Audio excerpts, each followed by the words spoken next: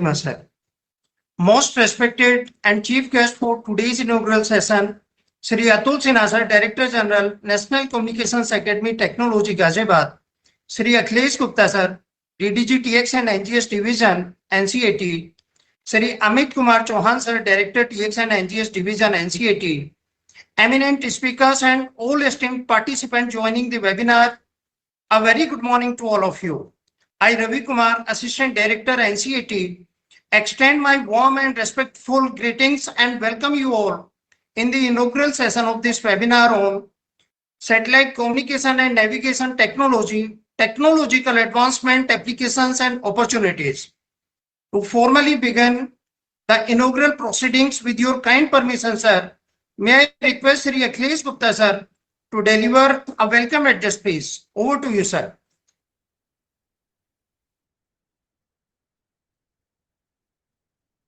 Respected DG sir, distinguished speakers, esteemed officers from DOT, LSAs, TEC and other organizations, academia and all participants joining us online.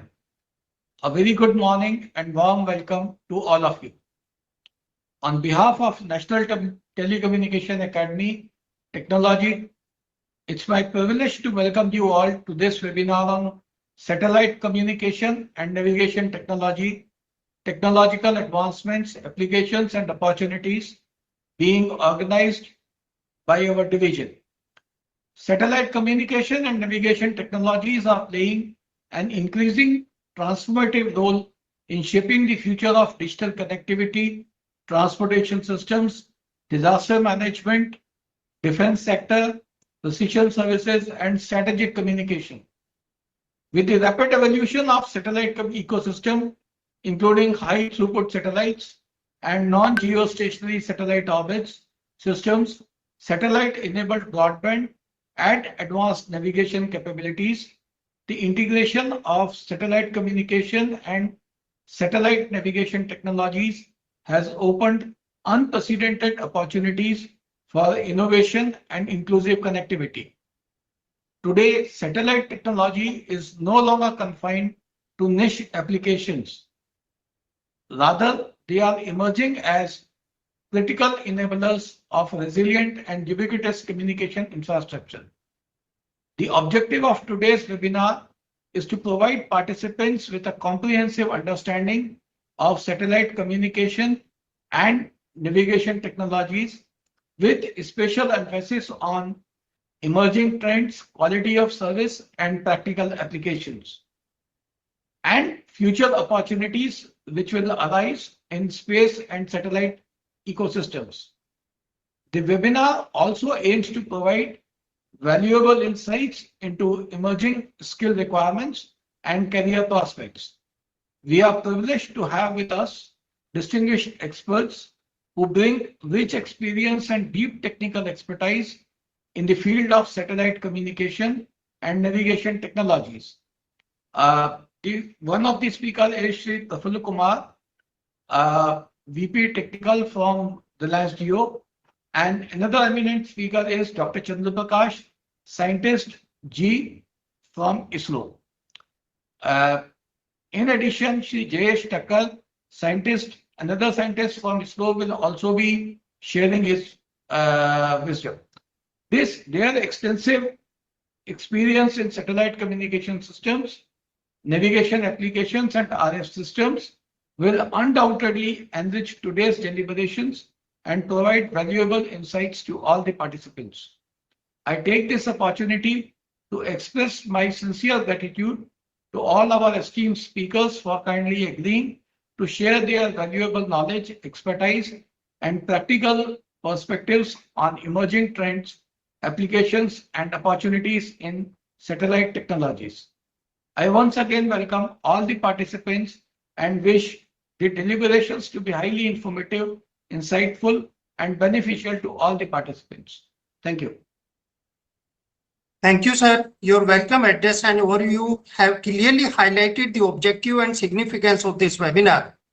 It's a good fortune as well as privilege to have Sri Atul Sinha, sir, as the inaugural dignitary for today's webinar. Sir is widely respected for his stellar leadership and vast experience in telecom sector. May I kindly request you, sir, to deliver the inaugural address, please. Over to you, sir. Thank you, Ravi. Thank you, sir.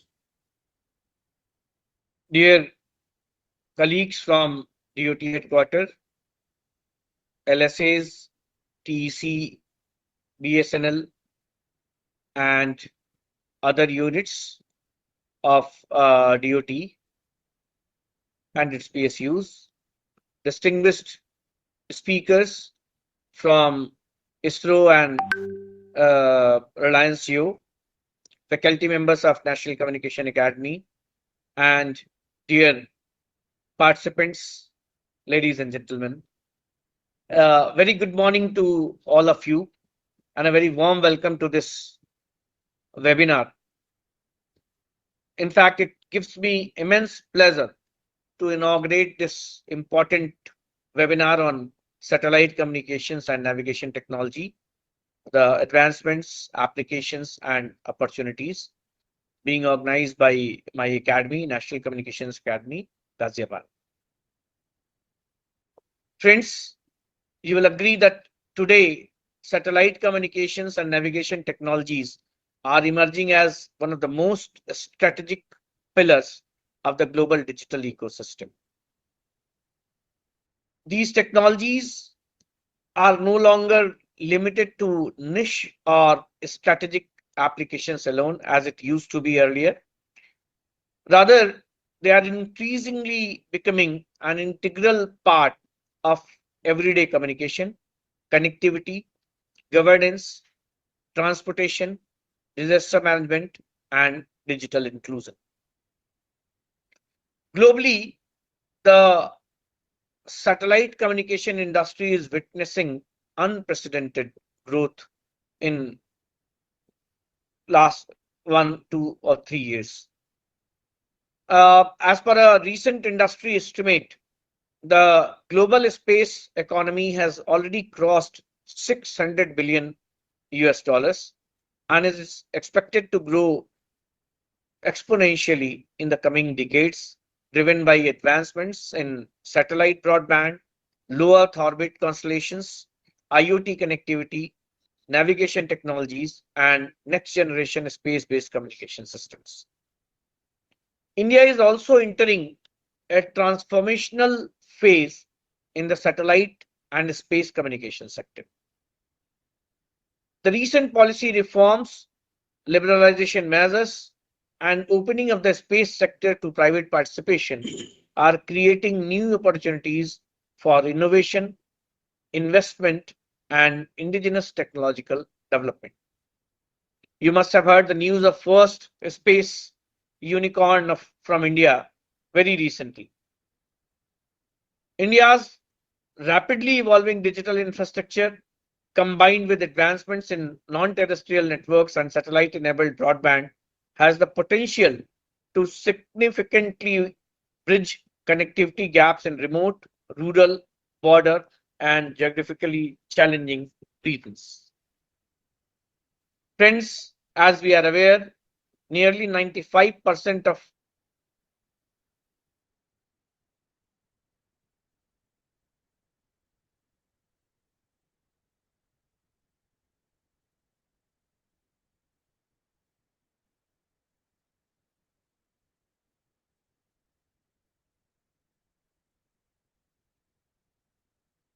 emergency and disaster response, precision agriculture, for logistics and transportation, for navigation services, for defense and strategic communications, and for universal broadband access, of course. India's own navigation system, NAVIC, is another important milestone towards technological self-reliance and strategic capability enhancement for the country. Such indigenous systems are of immense importance for national resilience, secure navigation, and future digital ecosystems. Friends, at a time when the world is moving towards 5G advanced, 6G, AI-enabled networks, and integrated terrestrial, non-terrestrial communication architectures, satellite communication is expected to play a defining role in the future of global connectivity. The convergence of satellite systems with telecom networks will fundamentally transform how digital services are delivered across the world. And therefore, I would like to say that this webinar is extremely timely and relevant.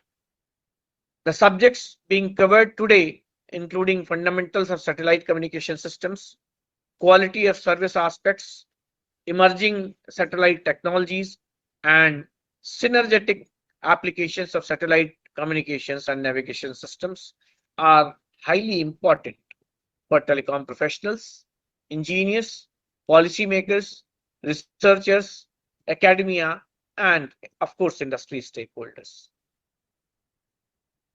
Friends, capacity building and continuous learning in emerging technologies are essential for preparing institutions and professionals for future communication ecosystems. NCAT always remains committed towards developing technical awareness, policy understanding, and future-ready competencies in emerging areas of telecommunications and digital technologies. I'm confident that today's deliberation by eminent experts like Shri Praful Kumar, VP Technology and Product Head Satcom RGO, Dr. Chandra Prakash, Scientist G from ISRO, and Shri Jayesh Thakkar, Scientist G from ISRO, will provide valuable insights into technological advancements, operational challenges, emerging opportunities, and future directions in this rapidly evolving domain. I sincerely congratulate the organizing team of Transmission and NGS Division, NCAT, for conceptualizing and organizing this highly relevant and forward-looking webinar. I also extend my best wishes to all participants for a highly enriching, informative, and insightful session. With these words, I declare the webinar open. Thank you very much. Thank you. Thank you very much, sir. Your inspiring words, vision, and guidance have set a strong and positive direction for this webinar and the technical sessions to follow. As we come to the conclusion of this inaugural session, may I kindly request Sri Amit Kumar Chauhan, sir, to kindly propose the vote of thanks to the leadership. Over to you, sir.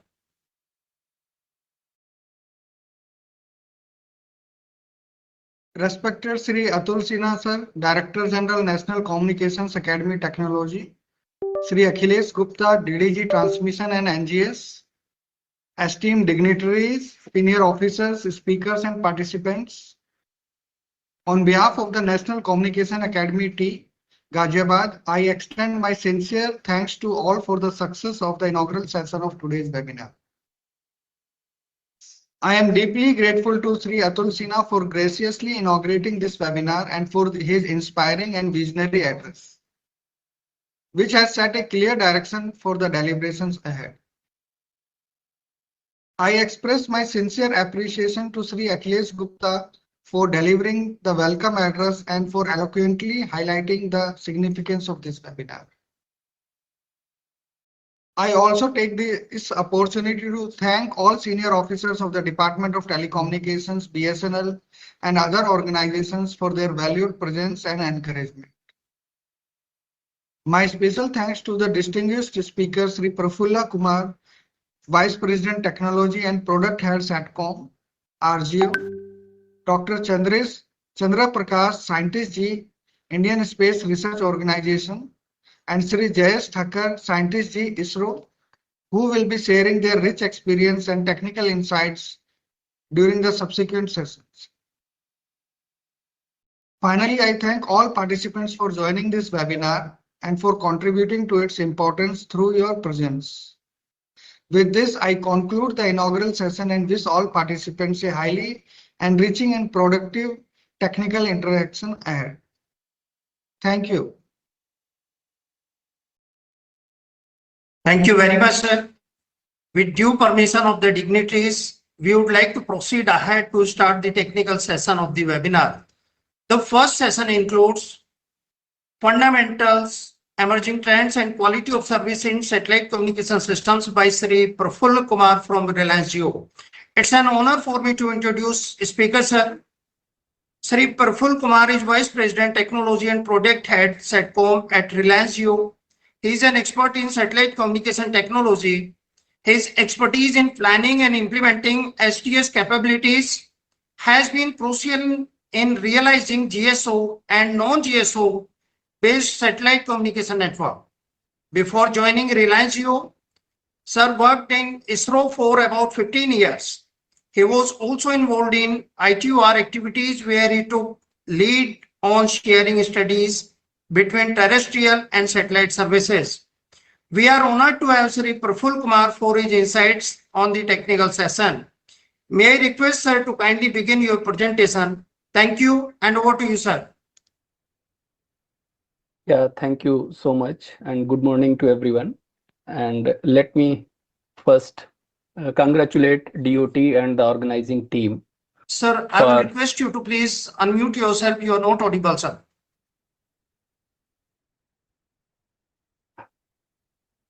I have unmuted myself. I don't know. Ah, Maybe yes. he's Now audible. you are Maybe clearly he's audible. Yeah, yeah. Okay, you are able to hear me? Absolutely, sir. Absolutely. Okay, Please thank continue, you sir. so much.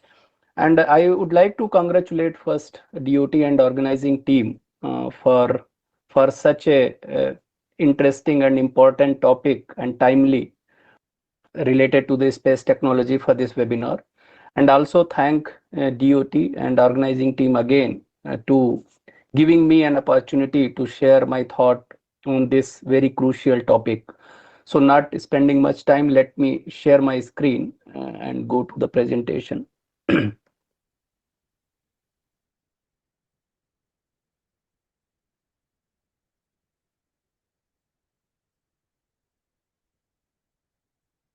Can someone confirm if my presentation Absolutely, is sir. visible? Clearly visible, please. Okay, thanks. I'll just put my. So for today, a topic which I'm going to share my thought is on the fundamental of satellite communication. What are the emerging trends?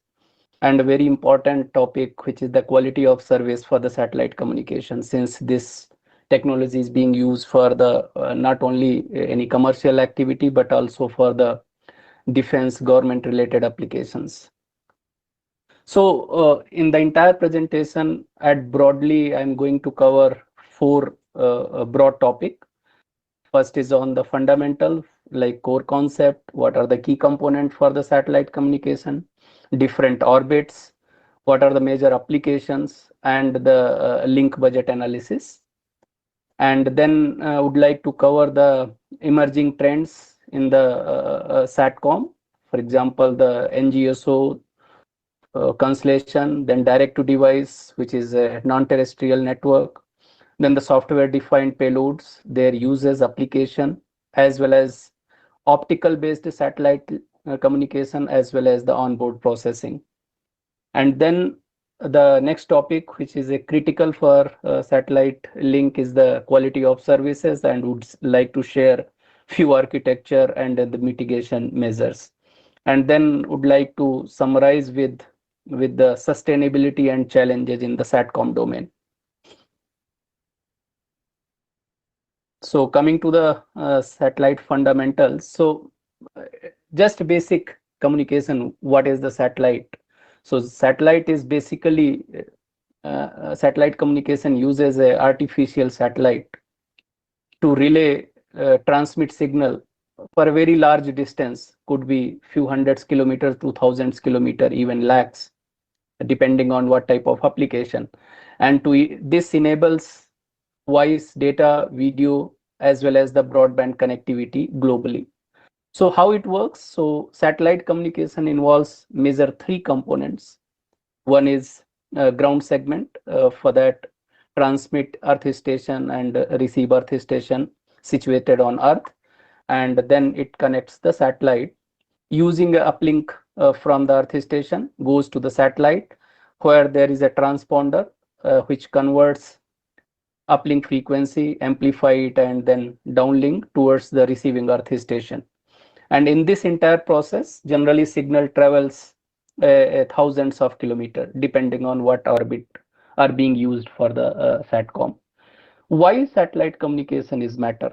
Since there are other technologies, there are terrestrial fiber-based communication, there are 4G, 5G wireless communication, there are other microwave backhaul, and there are multiple other technologies. So why it matters? Because the satellite can reach any area in the remotest part. It can cover maritime, it can cover aero connectivity where the terrestrial networks doesn't reach, since the fiber is not possible to lay on the moving platform in the maritime or to connect air. So it's a critical backbone for the connectivity as well as for the disaster recovery, national security, and as a digital inclusion and bridging the gap between the rural and urban area. So that way the satellite communication is not now niche. It has been shifted from hardware centric to software defined system and are closely integrating with the terrestrial system to provide a connectivity to every place. So the basic component for the SATCOM, as I mentioned, the space segment, ground segment, and the user segment. The space segment has basically two parts.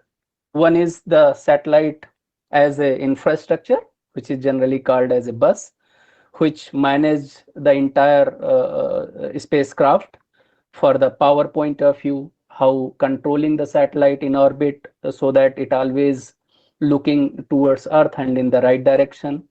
There are TTC systems, and then other part is the payload part, which includes the transponders and the RF system antenna. And generally satellite carries multiple transponders so that to provide very high throughput type of connectivity. So as I mentioned, the first part, which is bus, so basically if you see there are multiple structure to control the satellite. For example, a power system where power is required to activate the RF system and devices. So those powers are taken from the natural resource like solar panel, and then the batteries are installed to provide backup during when sun is not there and or eclipse period. And then it has a payload which includes the amplifiers, antenna, and other RF system. Then there is a attitude control, which includes the various type of sensors, gyro, and to maintain the satellite in a right orbit as well as to look in the right direction. There are a small thruster which maintain the satellite attitude. And then the heart of the space segment is the TTC, which take the signal from ground as a telecommand and provide the data as a telemetry, so that to ensure the entire health of the satellite is right and it is providing the right services. This also manages the data handling part within the spacecraft. Then the next important segment is the ground segment, which includes Earth station. It could be a smaller VSAT terminal. It can be a larger antenna as known as the gateway or hobby station. Or for NGSO, it's like a array of antenna. There is a antenna farm where tens of antennas are installed to provide a connectivity for the LEO constellation, where multiple satellites are visible at a time.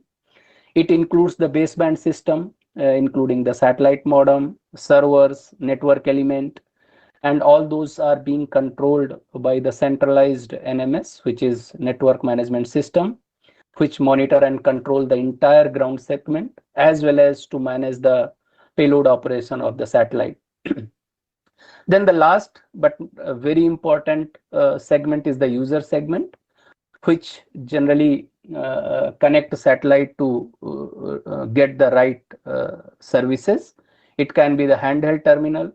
It can be the smaller maritime or aero terminal. It can be the IoT devices, satellite news gathering vans, broadband CPE devices, which are generally installed on the consumer place, like in home. And then there is a growing direct to device ecosystem, which has been in a lot of serious discussion in the last 3-4 years. And this is going to be an emerging use cases for the satellite. So now coming to the basic block of the satellite transponder. So we don't know what is there in space, right? So basically it is, if I need to explain in a very basic and easy to understand form. So satellite has basically three portions. One is the receiver, which receives the signal from satellite, which includes the LNA and the antenna receive system and few filter so that to have a right frequency received. And then it converts the uplink frequency to the required downlink frequency depending on the local oscillator. It could be in C band, it could be in Ka band, Ku band. So this is a down conversion. So frequency has been converted. And then this converted frequency need to be again amplified so that to have a proper EIRP at the satellite, which is sufficient to receive from again around thousands of kilometers away on the ground segment. So the entire transponder are also known as a repeater, generally works in four step. One is receiving the uplink frequency, then converting these frequency to the downlink, and then amplifying those signal and retransmission to ground. Though now there are, this is like a bent pipe transponder. There are regenerative transponder where demodulation, remodulation, everything happen at satellite. I will cover further in the next subsequent slide. But this is a basic concept for satellite communication as well as transponder. Now coming to the orbit, there are multiple type of orbits are being used for the satellite communication, and this specific slide is for the communication purpose. There are other orbital configuration which is generally used for the other application, for example remote sensing, navigation and other part, but this slide basically covers the communication part, which is divided in the three different orbit. So I think probably everybody may be knowing about the geo orbit, which is the 36,000, when the satellite is placed at 36,000 kilometer. And one satellite almost can cover 1/3 of globe. And this type of configuration is ideal for broadcast as well as the wider coverage. But the issue with this configuration is only it has a high latency, and one-way propagation delay is around 240 to 280 millisecond. Then there has been a lot of improvement, or a lot of satellite operator has started working on the LEO constellation. Even there are multiple LEO constellation operational today. So these satellites are at around somewhere 500 to 1200 kilometers, but there are other constellation which is called VLEO, very low Earth orbit, where the satellites even are placed at 200-250 kilometers.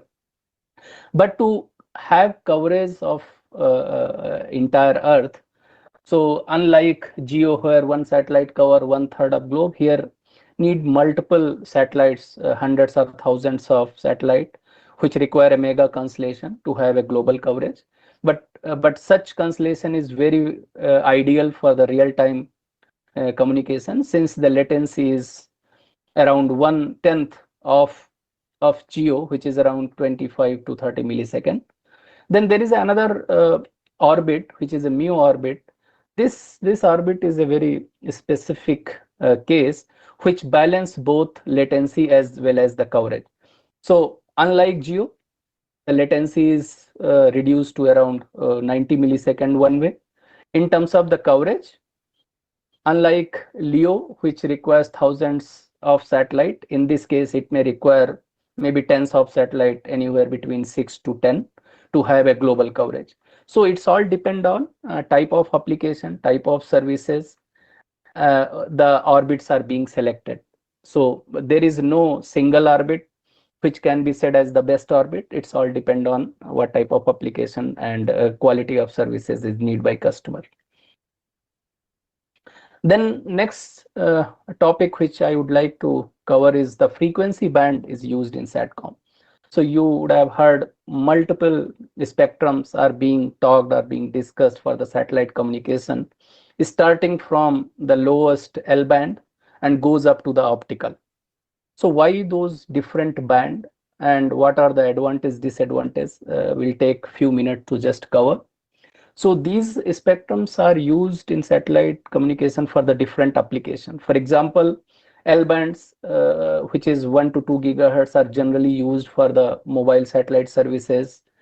Then GPS, Galileo, even for the NAVIC, India constellation L band are being used. So this is very robust since there is a very low rain fade. So the link availability is high. And second is this type of spectrum can be used with the handheld terminal, though it may provide a very lower throughput, few kbps to a single digit mbps, but it is very critical for the some specific use cases where the larger VSAT terminal is difficult to install, and this also works on the mobility. Similar way, the next spectrum is S band. So there are similar application like L band. Again, it is being used for mobile satellite services, handheld devices. Apart from that, this band is also used for TTC link for any satellite communication, which controls the satellite and provide the health. And this band is also used for deep space missions. Now, next band which predominantly used till now was C band, which is 4 to 8 gigahertz, and this band was used for basically geo satellites, which has a very wider coverage and suitable for the broadcast and DTS type of application. It has a good rain fade resistance, not exactly like L band, but still it is a good band, and the performance is good in the even rain scenario. And this till now it has been provided a legacy backbone for the satellite communication. Then there have been a drastic shift towards the higher frequency band, which are basically KU, K, and Q band. So KU band, most of the now NGSO satellites as well as the existing high throughput satellites are being deployed in KU and Ka band today. KU band is around 12 to 18 gigahertz. It is suitable for VSAT, also DTH, as well as the aero and maritime of communication. This requires relatively smaller terminal compared to C band, and it also has a moderate rain fade. But since nowadays there are a lot of requirement in terms of the throughput, I see a raised hand. I'm not sure whether any question or I can continue and all the question can be taken at the end. Someone can confirm. I see a raised hand. So please continue. We can Okay. kick up the questions after this session, please. Yeah, thanks. So nowadays we see a lot of demand for the high throughput type of connectivity, and there are limited spectrum in KU as well as C band. So there has been a shift or migration from C and KU band towards K and QV band, which has around a total 10 gigahertz of spectrum in uplink and downlink, and these specific two bands are being planned for the high throughput connectivity, broadband to home connectivity. Though it has a high rain fade, which is around 10 to 20 dB during rain, there is a attenuation. However, there are multiple mitigation technique which is needed for these two band. And these are the QV band and all are now emerging use, basically are being used for the gateways, but also can be used as the user link. Then another specific band is X band, though it is not specifically or widely used for the SATCOM, but there are few countries who leverage this X band basically for the secure communication and the military or government type of use cases. And then there has been a lot of discussion and research being done in the optical communication. So like we use on ground the fiber communication, this is the free space optical link or laser link, which can provide the TBPS type of connectivity. Okay, and there is no interference situation in this case because of the very narrow beam, but required a clear sky only. And because of this reason, Today, mostly all those optical link are used for inter-satellite link, since there is clear sky, no rain, and there is no other difficulties which we may face on the ground. So today these optical are very well being used for the ISL, but lot of research are happening how we can use for in ground for at least for the feeder link. So basically, in terms of the spectrum, the key trends is migration from lower spectrum towards Ka and QV band for the high throughput. And the other trends is the frequency coordination, interference mitigation, which are being managed at ITU as well as the national regulatory level, because this is very, very critical for efficiently using of spectrum and to have no interference or to have a minimal interference.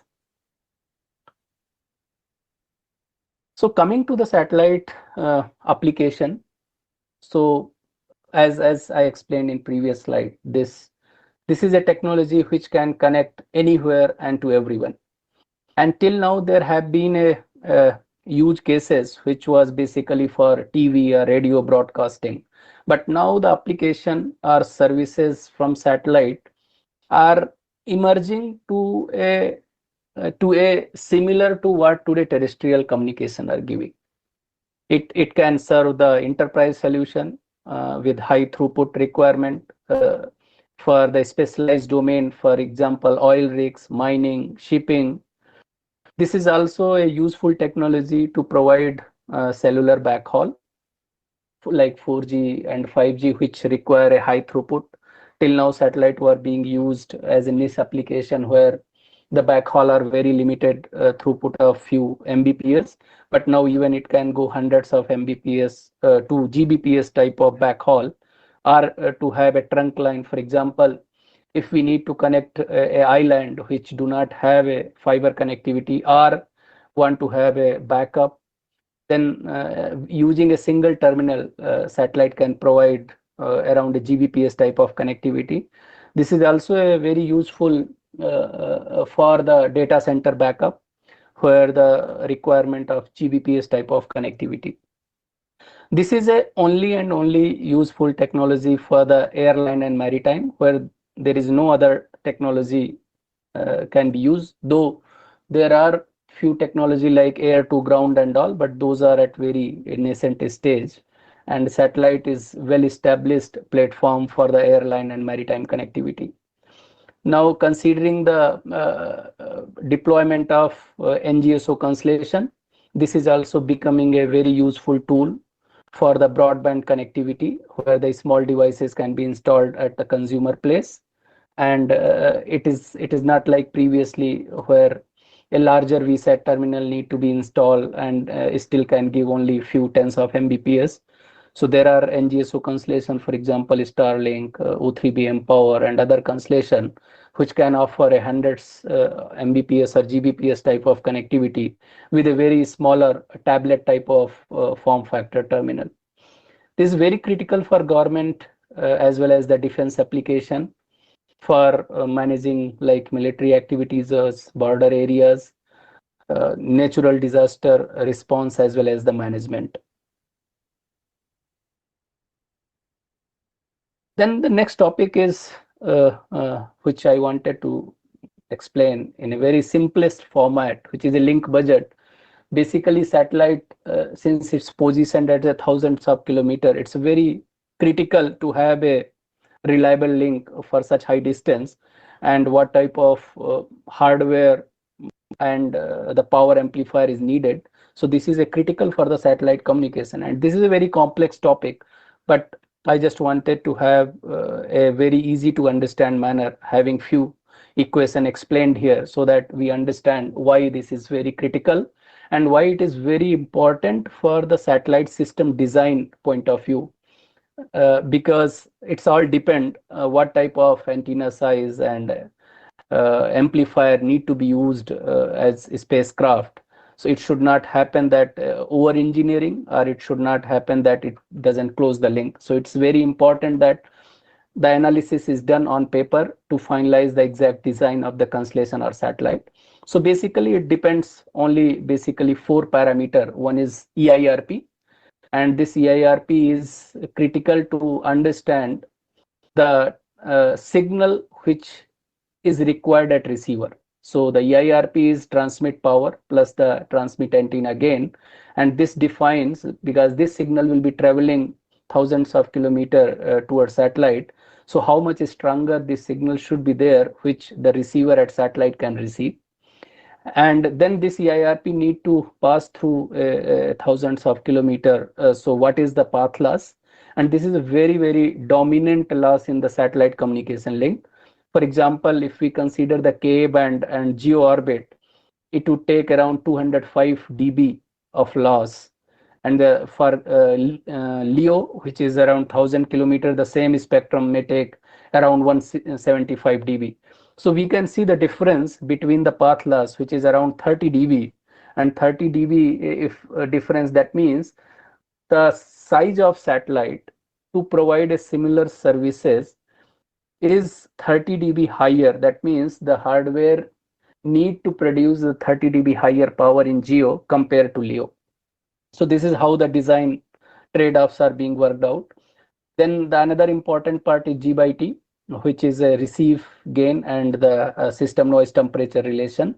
And the key, this is a key parameter for any satellite link design, which is a receive quality matrix. Generally, higher G by T is the better receive quality. And then based on these equation, the C by N naught is being calculated to understand for a specific modulation or symbol what C by N naught is needed, and for that what type of EIRP or the transmitted power is required.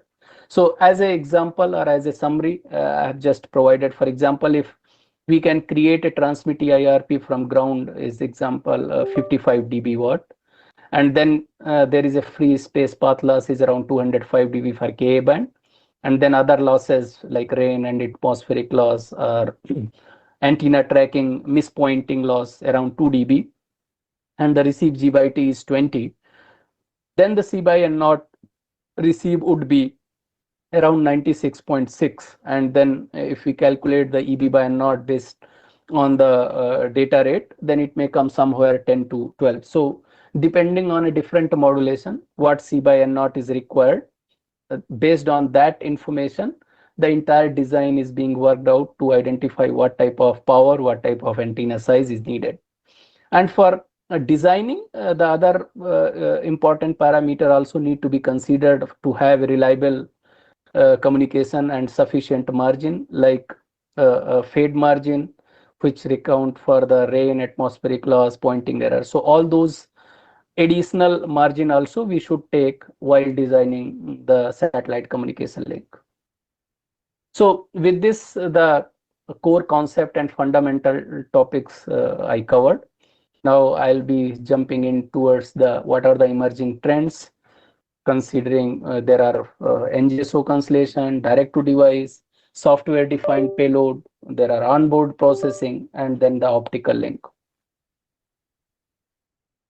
So we have been hearing from last 3-4 years about the LEO MEO mega constellation, which requires to deploy hundreds and thousands of satellites to provide a global broadband type of connectivity. I have highlighted few operational and critical satellite operator which are already providing the services using the NGSO, or they have a plan or the advanced planning to have those constellation ready. For example, Starlink already have around more than 10,000 satellites, considering their Gen 1 and Gen 2. The satellites are positioned around in the range of 350 to 600 kilometers. And this constellation generally use Ku, Ka, QV band, and those satellites are interconnected in orbit using optical inter-satellite link. And globally, it has a multi-TBPS capacity. It offers around 50 to 200 range of capacity using a smaller terminal. And the business case is for basically consumer broadband, and this constellation is operational.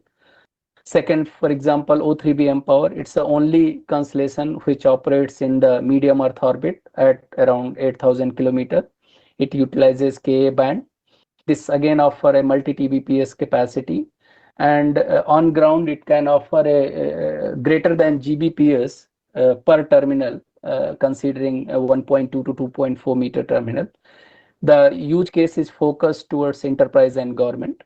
Similarly, OneWeb is the another LEO constellation which satellites are positioned 1,200 kilometer. And if we can see here Starlink versus OneWeb, so OneWeb can have a global coverage using 640 satellite, and the reason is the satellites are positioned at little higher altitude around 1,200 kilometer, unlike Starlink, where the satellites are positioned at the lower orbit and require more satellite. There are two other operators who are in advanced stage. For example, Amazon Kuiper, they have a plan around 3,000 satellites. Again, Ka band, and target is to government application as well as consumer broadband.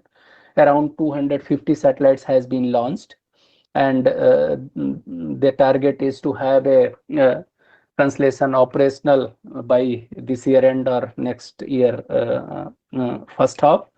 Again, another operator is Telesat Lightspeed, which has a constellation size of around 200 satellites, and it's in development stage, and probably as per the data available in the public domain, looks like it's 2 years away from now. So all these constellations are using a latest technology. For example, intersatellite link, they're using a phased array antenna and a software-based handover mechanism as well as onboard processing. And that make, though these constellations have multiple satellites, which has a higher complexity compared to GSO, but because of the software-driven system and the latest trends, it is giving a right outcome. So if we see why NGSO is preferred over GSO nowadays, so it has a advantage in terms of the latency. It offers the high throughput per user terminal. It has a global coverage including polar, which for GEO it is limited, so it has to have a different orbit, but only has a complexity in terms of the Doppler mitigation as well as handover. But due to these advanced software and technology, these are being mitigated, and going forward probably NGSO is going to play a major role in all type of application and services. Then the next advanced topic is non-terrestrial network, which is bringing satellite as a technology to very close to the terrestrial, and both technology are now started integrating to each other to have a global coverage and to have all the type of services. Till now, satellite was working as an island, as a hardware centric system, but now the satellite together coming with the terrestrial system to have a hybrid communication network. And this started from release 17-18 of 3GPP, where the NTN first was introduced to integrate satellite with the 5G 6G radio access network, where the satellites serve as a flying base station in the sky. Similar way, there is another technology, HAPS, which is a 20 kilometer away from the Earth, that's also considered under NTN. But those discussions are at a very initial stage. However, satellite considering NTN is in a very advanced stage, and there are multiple operational system already in the market. So in this scenario, there is no VSAT type of terminal is needed. In this case, direct our smartphone or mobile can connect a satellite.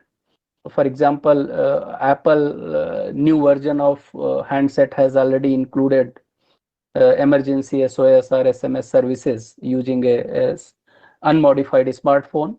Starlink has a dedicated constellation for direct to cell connectivity. In US, they have already operational.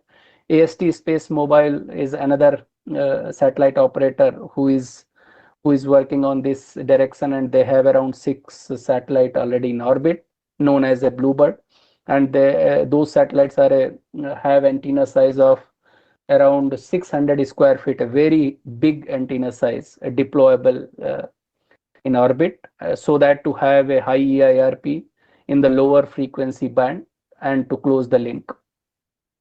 Then this architecture of NTN has a two way to manage it. One is transparent and then the regenerative payload.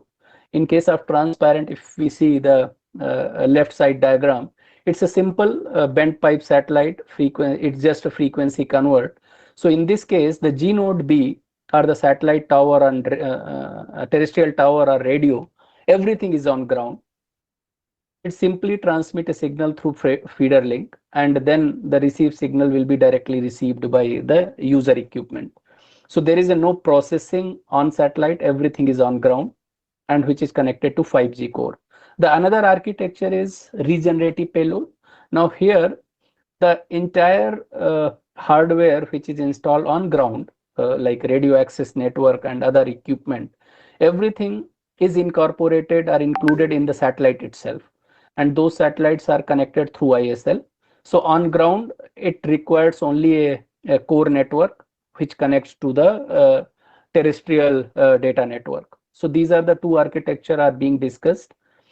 And today, both the architecture are operational and deployed by the multiple operators. Though this has a few technical challenge, for example, Doppler, then the timing synchronization, interbeam handover, and the very critical aspect is how the spectrums are shared between terrestrial and satellite, since the same spectrum are being used. So these all topics are being discussed at the different forum, at ITU level, at the regional level, and looks like there are ways to mitigate those interference scenario or interference situations. And already these few satellite operator has a technology to compensate Doppler, and systems are already operational. So there are challenges, but one by one, all are getting resolved, and this is going to be a this NTN or D2D going to be a next business case or next business for satellite as well as terrestrial operator.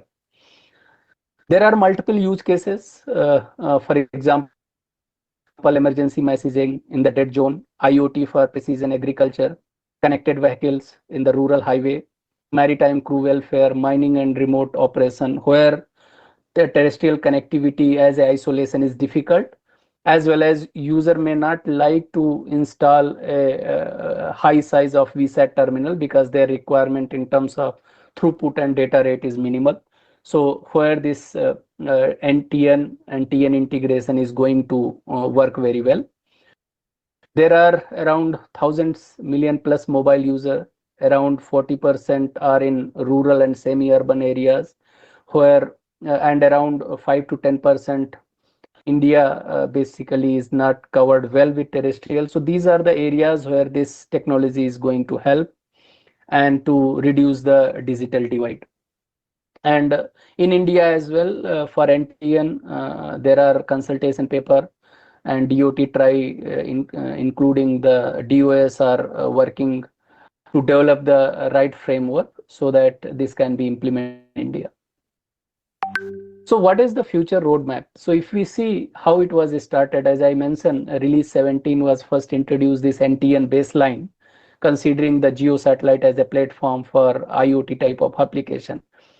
Then going forward, there have been multiple updates and upgrades in each release, and it is expected that when the 6G are operational, so there will be a simple unified network where a user will not know whether they are getting connected through satellite technology or fiber or any other technology. So this is the vision going forward 6G and beyond, which has a very visible differences if we compare with other 4G and before, where there were 3 or multiple different isolated network. satellite, then terrestrial and airborne. Now, during 5G, we have seen how these networks are started integrating, and operator satellite as well as terrestrial manufacturer and operator are together discussing how to integrate this. And with this type of activity, it appears that going forward, maybe next 3-4 years, there would be a unified design of network where all are connected with some or the other technology, but it is not known which technology is connected. So for user perspective, they are connected either by satellite or terrestrial or hybrid network. This is how the future roadmap in the telecom network is. Then the next important topic, which is very important from for satellite provider point of view, which is the software-defined radio utilization. So traditional satellite have a different hardware for functions for like modulation, coding, frequency conversion. Now everything is being replaced by programmable FPGAs, digital signal processor. So now payload behavior is changed, and this can be reconfigured even post launch in the air using this software upload. So in the previous generation of satellite, once the satellite is launched, there may not be possible to do any changes. But now, even after the launch, those software can be upgraded in terms of reconfiguring the RF, using the different bandwidth, center frequency, routing reprogrammed in orbit. Then there are flexible digital beamforming, which again can be modified or changed using the beamforming array. It can reshape the beam size or design and without any mechanical movement, and the multi-beam reconfiguration can be done in millisecond. It's just send a command from ground control center and it can be implemented. Then there is a inclusion of onboard processing, which anyway I'll cover in the subsequent slide, but here just to give a highlight, it demodulate and then baseband switch and again remodulate everything on board, what is being done today on ground.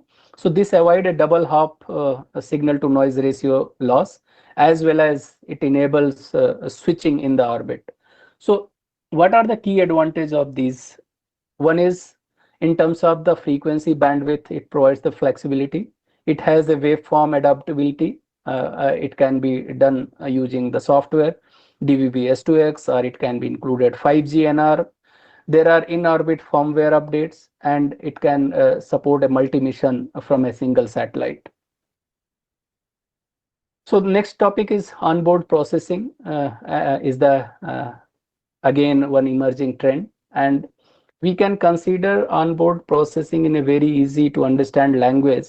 For example, what today routers do on ground, same thing you can consider the router is installed on the space, which can decode, process, switch, encode, and route the signal from one satellite to other satellite or within the satellite. So once onboard processing are added with the intelligence, considering AI ML, which is a neural network inference chip on satellite to run these AI ML, and this provide another flexibility in terms of the spectrum monitoring, anomaly detection, and adaptive beam shaping. So together with the onboard processing plus edge intelligence, give a satellite as a, you can say, as a router plus data center in space, like edge computing. So all those features are being implemented in satellite, considering now manually it is very difficult to manage the interference. It's all in real time, and thousands and lakhs of satellites are being launched. So all those intelligence should be built or included in the satellite itself, where onboard processing comes in a picture. Then another topic which earlier I mentioned about that optical based satellite link. So this is similar like on ground what the fiber connectivity is, but it's on free space. It's using the laser beams. in space which transmit a TBPS type of speed between the satellite.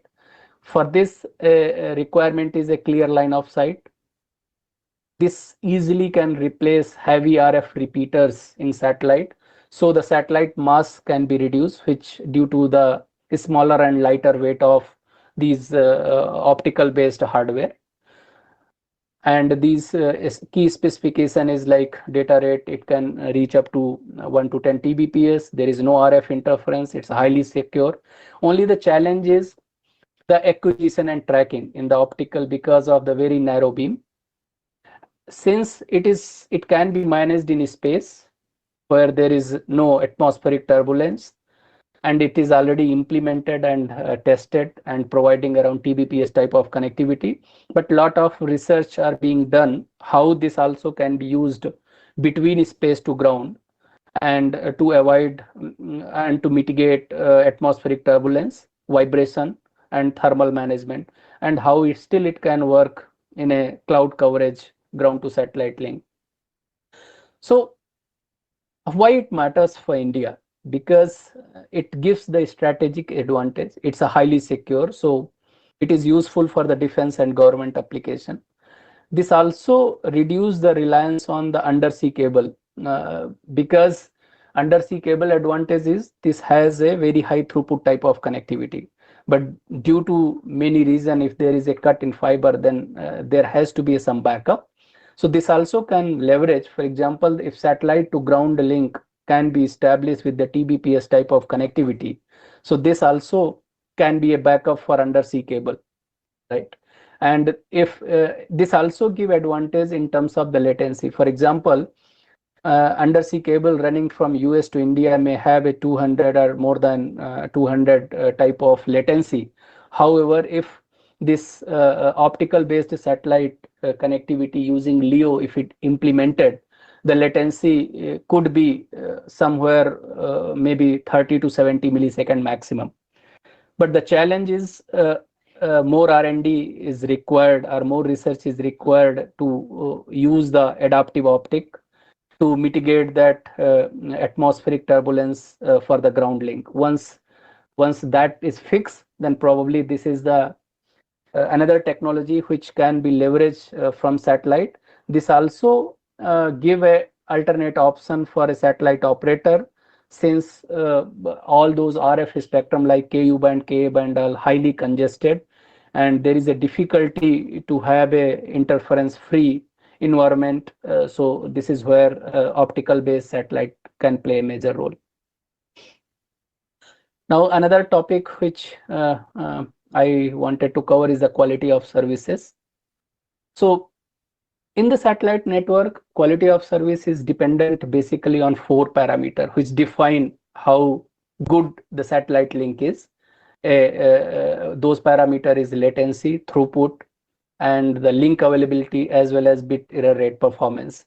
So in terms of the latency, we see the latency for GEO is around 500 millisecond, for LEO is around 40 to 80 millisecond. So where it plays a role in terms of quality. So if the application is for voice, then the GEO satellite which has a higher latency may not give a right quality of service performance. Even for the online gaming and trading, a low latency or real time of application is needed. So this includes the which type of orbit to be selected. Even if the GEO orbit are selected, then the performance enhancing proxy like PEP to be used to avoid such delay. Coming to the availability, generally satellite gives availability of 99% and above. That is around 5 to 40 hour downtime per year. But now considering spectrum are being used like Ka band 30 gigahertz and above, so mitigation of rain fade is very important to maintain such availability to meet the quality of services. So there are ways to manage, for example, adaptive coding and modulation and the site diversity, which improves those availability. Then next point is throughput and capacity. Generally, these LEO satellites are able to now manage per terminal capacity of GBPS. And then the quality of service or SLA is again defined with respect to the confirm information rate or maximum information rate. So depending on the requirement of SLA, these can be managed at the NMS level on ground. And the bandwidth allocation also define the quality of service, and again based on the application, whether it's a demand assign or TDMA or MFTDMA. Bit error rate is a very important parameter to define the quality of service in satellite. And generally, anything above 10 power minus 6 is considered as a good quality of services.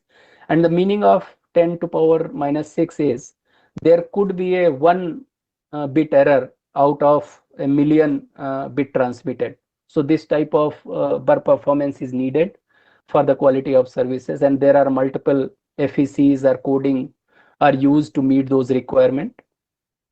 Then another point is the jitter, which is basically known as a variation in packet delay. So this is mitigated generally by buffering, which of course will add a latency which may be difficult for the GEO, but in case of LEO it may not matter much. And generally anything less than 30 millisecond is considered as a good number for jitter. So for best practice in satellite, there are another way to manage is traffic prioritization. For example, voice has a highest priority over video and data. Then TCP performance enhancing proxy acceleration is used to overcome the round trip delay or latency or acknowledgement delay in the GEO orbit. And the site diversity as well as the adaptive modulation and coding are used basically for the rain fade mitigation. So overall, considering these 4 parameters which defines the quality of services, and there are a way to manage those parameter or values to ensure that there is a good availability and good bar performance for satellite link. What is the architecture to use quality of service in satellite network? So as I mentioned, there are different services over satellite. So there is a traffic classification, which can be managed at gateway, which can be prioritized at the gateway to ensure voice gets the more priority than data.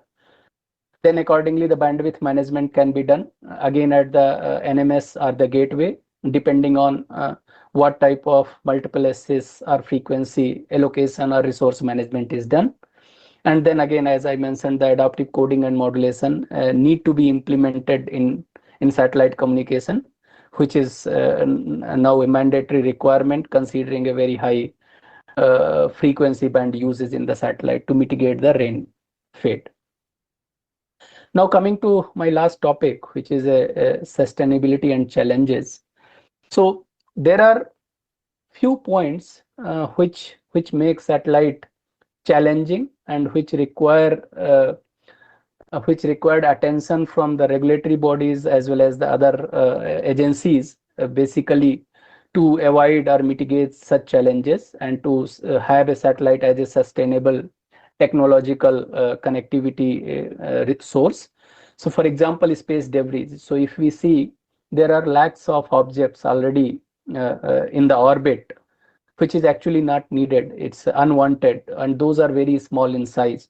This creates a Kessler syndrome risk, and which can, if anything less than a centimeter or few centimeter may not have an issue, but a little larger size of debris can create an issue to the operational satellite. So there are multiple techniques are being adopted by ITU as well as other space agencies, like active debris removal. Then there is a mandate of having deorbiting the satellite within 5 years post mission, and their satellites are inbuilt now with collision avoidance maneuver. So these are the technique to be used by any satellite operator who plans a constellation of multiple satellites. The another challenge in the satellite communication, which has been there for from last few decades, but now it is more critical, which is the spectrum congestion. Now, there are multiple satellite operator or legacy satellite operator who has done the filing with ITU, and they have acquired frequency coordination arrangement as per the ITU-RR. So for them, it may not be much difficult, but since the ITU adopts the first come first serve priority via filing, it is difficult and challenging for any new satellite operator to have a cancellation. So this is one challenge which probably need to be addressed. For example, in India, if anybody need to have a cancellation in KUK and QV band, which are increasingly contested, as well as most of the spectrum is already being used by other. So this become very critical to provide a certainty or to have a certainty before even launching the satellite, that how those spectrum will be used without creating interference. So there should be a detailed discussion on this topic, how still spectrum can be used by the national constellation operator, and to have mitigated the interference. So there are cognitive radio or like dynamic spectrum sharing, which is mandatory now to implement in the satellite design, to have a sharing of those spectrum with others. But this is one topic which need more attention, especially in country like India, where we do not have any sovereign constellation yet. Another challenge, as I mentioned, is a rain fade and propagation. So considering the Ka band and other spectrum which has impact around 10 to 20 dB of rain fade. So to mitigating those, like site diversity, adaptive coding modulation, uplink power control, as well as the ground station diversity are being used. But this is the another area where more research is needed, considering going forward even higher band like E band 70 to 80 gigahertz also might be required to use for the satellite communication. Then another point is the cyber security. So jamming and spoofing proof system have encrypted TTC, frequency hopping, all those technique to be implemented to avoid any type of security issue. And ground segment hardening is also becoming essential for a satellite part. Other point, for example, electric propulsion, which are being implemented, which reduces the launch mass, so that higher payload can be implemented or included to the satellite. Then sustainable manufacturing, green propulsion like Hall thrusters for controlled deorbit burn are a requirement. And these are a very critical topic for future research as well as the development. Now, what is the road ahead? As I explained, there are multiple trends, multiple technologies are being evaluated, are being implemented slowly. So going forward, terrestrial, non-terrestrial integration is a topic which need a greater attention from all the regulator as well as the technical industry. Direct to device use, in orbit servicing, software based payload, quantum and optical communication in satellite infrastructure. So these are the topic, these are the technology going forward may become a mandate to leverage in the satellite communication to have a right constellation or satellite system. So what are the area for opportunity for the researcher, for the new engineers who have interest in the space technology? So one is like RF and system engineer, which requires expertise in link budget, antenna design, transponder systems, payload operation. Then second is area satellite payload, where FPGA based digital signal processing, SDR development, signal processing. Then since there are multiple new technologies, so research and development areas towards NTN, quality of service improvement for the LEO constellation, optical communication, and then terrestrial satellite integration. There are multiple opportunity in the ground segment, which requires the network operation, user terminal design and development, then software-based network monitoring system, and interference mitigation design and development. Then the another area could be a satellite operation, which includes the telemetry tracking and command networks on ground, orbit maneuver, anomaly handling, as well as the 24/7 operation of the satellite. So these are few area where our focus should be, and depending on the area of interest and expertise, these are the point can be considered. So this probably is the last slide from my side for this entire topic. What is the key takeaway for us as a technologist or regulatory or any student who have a vision to indulge in the satellite communication? So it is very clear that orbit diversity is a strategic point for the satellite communication. There is no single orbit is the best orbit. Probably GEO could be okay for the broadcast and backhaul, LEO for low latency broadband, and MEO for balancing between latency and coverage. So going forward, probably multi-orbit hybrid architecture may dominate future. So there may not be any single orbit which can serve all the purpose. So the satellite operator or service provider should consider this as their strategy or planning. Second is the software defined is a new normal now. Legacy satellite is not going to have a proper cost-effective operation or business. So software defined payload plus regenerative onboard processing, including the AI beamforming, is which provide a flexibility as the reconfigurability is important. Another is the end-to-end quality of service, which must be co-designed with the proper security like encryption or anti-jamming resilience. Then the NTN, which is going to enable ubiquitous 5G, 6G connectivity. So the terrestrial, non-terrestrial integration is another venture which we need to seriously look into, since direct-to-device using satellite is now a commercial reality. Then optical-based link can break the capacity wall, since the RF spectrum have a limited spectrum and may provide a few Tbps. So FSO-based inter-satellite link, as well as the optic to deliver reliable high-throughput downlink, is another topic for the consideration. And sustainability is non-negotiable. So to have a proper deeper interaction towards ITU mandates for deorbiting, spectrum coordination, frequency management, and ITU have every 4-year conference, World Radio Conference. So there are, even in this WRC 27, there are multiple agenda items which are for the satellite, including D2D, will further shape the orbital ecosystem.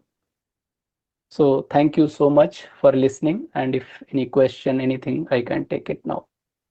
Thank you very much, sir, for such a comprehensive and insightful session with wonderful presentations. The participants may ask a question from speakers by raising their hands. And of course, we will be taking up the questions one by one, starting from Atul Karelia, sir. Sir, I am allowing you. Please unmute yourself and ask the question.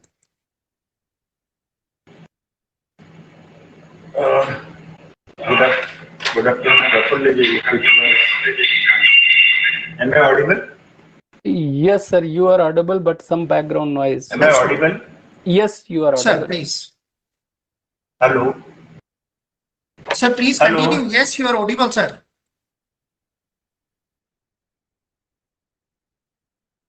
Looks some issue. Even if you can write, then also I can respond, or he can log in again. Sir, Atul sir has shared his questions in chat box, sir, and we may take up the question from chat box as well. Let me just see. Can you just read that question? Yes, please. I'm reading. There's one question. In regenerative payload, GNB processing is incorporated in satellite. Why it is required how it helps, whether it is cost effective. This is one question. Okay, so let me take this question. So it's all depend on the type of use cases. For example, if Gnode B is installed on the satellite, of course, it gives advantage in terms of the latency as well as the link budget. However, this also create a type of complexity since the technology are changing very quickly. So if anything has been implemented on the satellite, probably may not have a 100% flexibility to change or upgrade. If that system Gnode B is on ground, so of course that gives the more flexibility to upgrade and change. However, both has their own advantage, disadvantage. There are operators, for example, Starlink. They have opted Gnode B installing on the sky. There is another operator, for example, AST. They have leveraged the terrestrial systems like Gnode B, eNode B on the ground. So of course, Gnode B have some advantage in terms of the processing as well as the latency, but also give a complexity in terms of the any upgrade or changes. So it's all depend on the satellite operator as well as the telecom service provider to leverage that. Sir, there is another question from Atul sir, and the question is whether efforts are being taken by satellite OEMs operators to strengthen cybersecurity. This is one part. Second part is whether 3GPP ITU working on preparation of standards for cybersecurity. Yeah, so I think this is very important question. So of course, there are satellite operator and OEM which are strengthening their satellite system to have a anti-jamming or anti-spoofing as well as the cyber security. For example, most of the TTC links are on the encrypted platform using a different key encryption. However, for the payload part, as on today, those are a simple encryption like AES 256. However, in terms of the anti-jamming, generally any NGSO systems are probably in a practical sense are jamming proof, since unlike geo satellite where is a single satellite, NGSO are multiple satellites. So jamming entire satellite is very, very difficult and probably impossible. So design itself have anti-jamming system. However, a lot of encryption are being used at the TTC as well as the payload part to have a cyber security. Regarding second part of the question, like 3GPP ITU, I am not sure whether any specific discussions are there at ITU on cyber security, but I can check and get back to you because I'm not aware if any ITU radio regulation this topic is being discussed. But there are other ITU like ITU T and D. Such topics are generally discussed at that place, but I'm not aware any ongoing agenda, if at all, there. Next, I will request Sri Rajesh Gupta sir, Deputy Director General Wireless Access Division, NCAT. Sir, please ask your question. Thank you, Ravi. Am I audible? Yes, sir, please. Okay. So, Fukumachi, basically, in addition to satellite spectrum, TSPs also have the terrestrial spectrum. And my question is, are there any regulatory challenge in using the terrestrial spectrum for NTN? And Okay. for D2D, is there any plan by RGO to use the available terrestrial spectrum and likely timeline for launch of D2D service? Okay, so I think it's a very important question. And so I'll first let me handle the first part of the question, whether any terrestrial spectrum are planned to use from the satellite. So yes, and there has been a lot of discussion from last 2 years how the terrestrial spectrum can be used from the satellite, and already there are a constellation launch where the payload are capable to leverage the terrestrial spectrum from the satellite. In fact, there are a few agenda items in this WRC, for example, agenda 1.13, where the ongoing study are to leverage 700 to 2.6 gigahertz spectrum, which are allowed for the terrestrial purpose, whether can be used from the satellite. So in my view, technically, yes, it can be, but there is a lot of studies needed for the interference. For example, the same spectrum when being used from the satellite, which has a wider beam, it may overlap with the terrestrial cell. So there are multiple studies are ongoing, and it's all depend on how it can be considered. So there are two ways to consider. One is if interference study shows that the interference can be mitigated with respect to the limiting EIRP or something from the satellite. That is one way to look at it. Second is it's all depend on the arrangement, technical arrangement between the satellite operator and terrestrial operator. And if terrestrial operator are having a sufficient spectrum to share for the satellite, so of course it can be used. So this is not only the technical, it's a techno plus regulatory arrangement, which framework need to be decided basically in India. I think there is a consultation paper from the TRAI which also reflects few of such questions. So technically, yes, it can be done. How it can be implemented regulatory to protect the terrestrial services is something need to be discussed within industry and finalized. Coming to the second part. Sorry for interruption. Yes. See, you said regarding interference actually, okay. But if PSP decides, suppose RGO has its own constellation, and RGO decides that out of the available spectrum, some part of the spectrum is exclusively reserved for NPN, then there is no question of any interference study. No, Okay. so interference, what I meant, what you are trying to say is interference is the co-frequency co-coverage.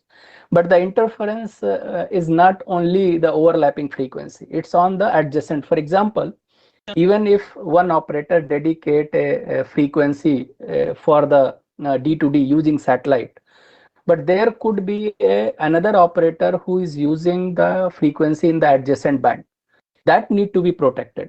Today, whatever the out of band emission are being considered on terrestrial, that might be sufficient to protect, and there will be intercoordination between the operator. From the satellite, whether that can be done is required some study. This is what I was trying to say. No, but this guardband and all, does it not taken care while allotting the frequency by WPC? So I think, sir, that part we need to check. But in my view, I think there are few bands in the lower part where there may not be any guard band, and it is like just adjacent to each other. So between the or among the operator, there may not be any guard band. That's my understanding. But of course, I can take this to offline and I can discuss with you, sir. Okay. So Next, I will request DDG SAS NCCS sir, please unmute yourself and ask your question. Yeah. So good morning, Mr. Praful Kumar. Actually, my question is in a regenerative LEO satellite constellation, where intersatellite links are all optical, and how the geofencing of the data is being done, because when it is inter-satellite links are there, and the links are connected to even the satellites which are working for other countries also, the data will be switched, because in the regenerative it's almost a router sort of thing will be available, and it will be switching the data. How the geofencing of our data will be ensured? Yeah, so I think you are right, sir. So it is a very critical in terms of the security point of view, and technically, yes, since there are interconnection between the satellite. So logically the data can be transmitted to the other ground station outside of the required country. However, there are a few ways to implement it to ensure that no traffic is flowing outside of the country. Is that the required network, NMS and control system which should be implemented in India, which should show the exact routing or how the traffic. That means the cancellation control center or control system should also be there within that country, and those information can be shared with the security agency is one way to look at it. But the technically, yes, this is true that those data can be transmitted. So it is not a technical way to handle it, but how regulatory it need to be handled is looked into that. Yeah, thank you. And one more question I have is mostly the protocols used in the satellite communication, they're all proprietary. Now, when it comes to 4G and 5G directly connecting to the device through non-terrestrial communication also. So how these protocols there is interwork because the satellite protocols are all proprietary protocols. Yeah, understood. I think you are right, sir. So there, till now, the satellite were using a proprietary protocol or standard like DVB-S2X and all. However, the terrestrial systems work on the 3GPP based standards. So there are two ways to handle it. One is the satellite becomes a only frequency conversion, and entire intelligence is on ground. That means still it's connected to the core, it is connected to the terrestrial system and integrated. Now the satellite which are including the G-Node B at the satellite, they mandatorily need to follow the 3GPP standards. And there has been a lot of discussion, and there are many baseband operator has already started and almost developed such system which works on the 3GPP based standards, so that it aligned with the 4G, 5G terrestrial system like NR as well as the NB-IoT. So this is already in progress and already has been tested by few operators. And going forward, most of the satellite system or constellation is going to have the open standard depending on the 3GP, based on the 3GPP. Plus, they will also have a proprietary DVB-S2X. So each constellation will have both the standard. If some operator want to integrate with the terrestrial system, they will leverage the 3GPP based system. And if operator want to have a normal proprietary satellite, that will continue with DVB-S2X. So this is how is going to be managed. But eventually, I think going forward, all the operator will shift from the proprietary to 3GPP based standard. Thank you. Thank you very much, Professor. Sir, next, I will request Sri Rajesh Kodade, sir. Sir, please unmute yourself and ask your question.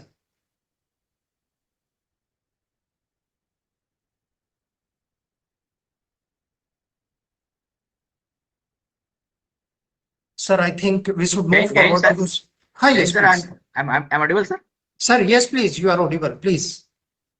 Sir, I'm Rajesh Bodade from Military College of Preliminary Engineering, MCT Mao. It's an Indian Army Institute. Sir, in case of integration of this 5G, 6G network with the non-terrestrial network, how the issue of latency, keeping the low latency or ultra low latency of this 5G, 6G network be handled. Even if you consider the LEO satellite, there will be compromise on the latency. And latency, I mean, we are going towards 5G and beyond. One of the very important parameter is actually improving, reducing the latency for various applications. Yeah, so as you already mentioned in your question, there are LEO satellites, and if you see the latency of the satellite part, where it is in LEO, it's a 4 to 8 millisecond. Okay. which what I meant is the signal start traveling from ground, go to satellite and come back. Since it's a 5,000 kilometer, so that latency is 4 to 8 millisecond.